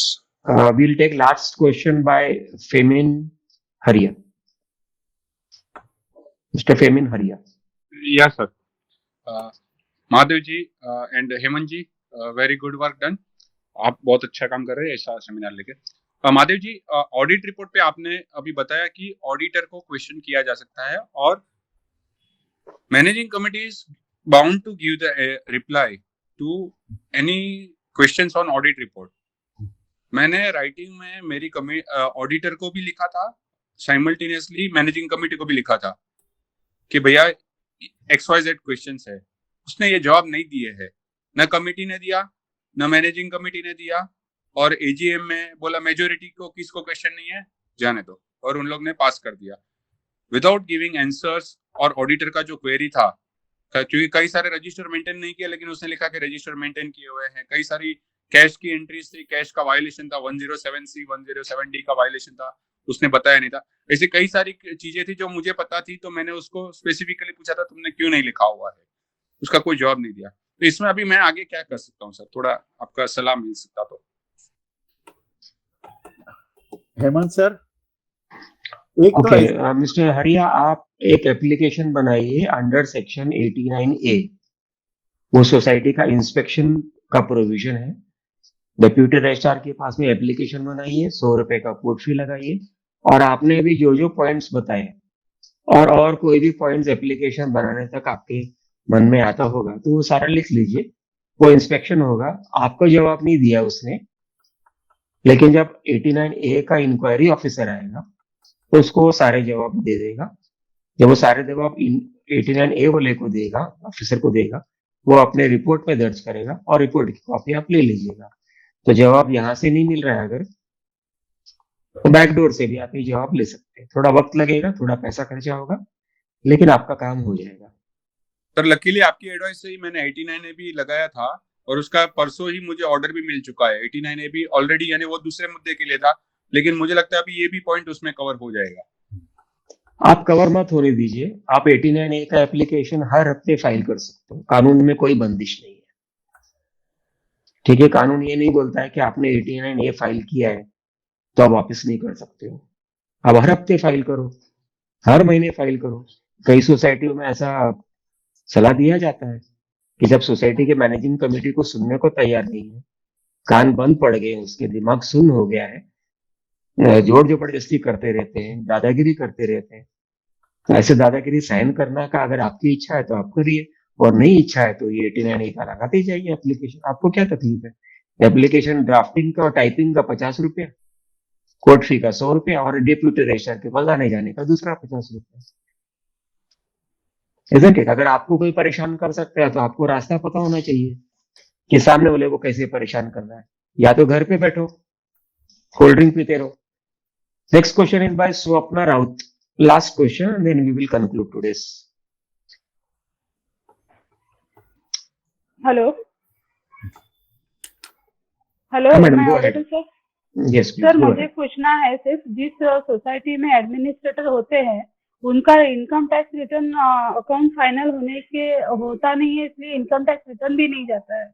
तो उस केस में अगर इनकम टैक्स की नोटिस आए तो कैसे डील हो सकता है?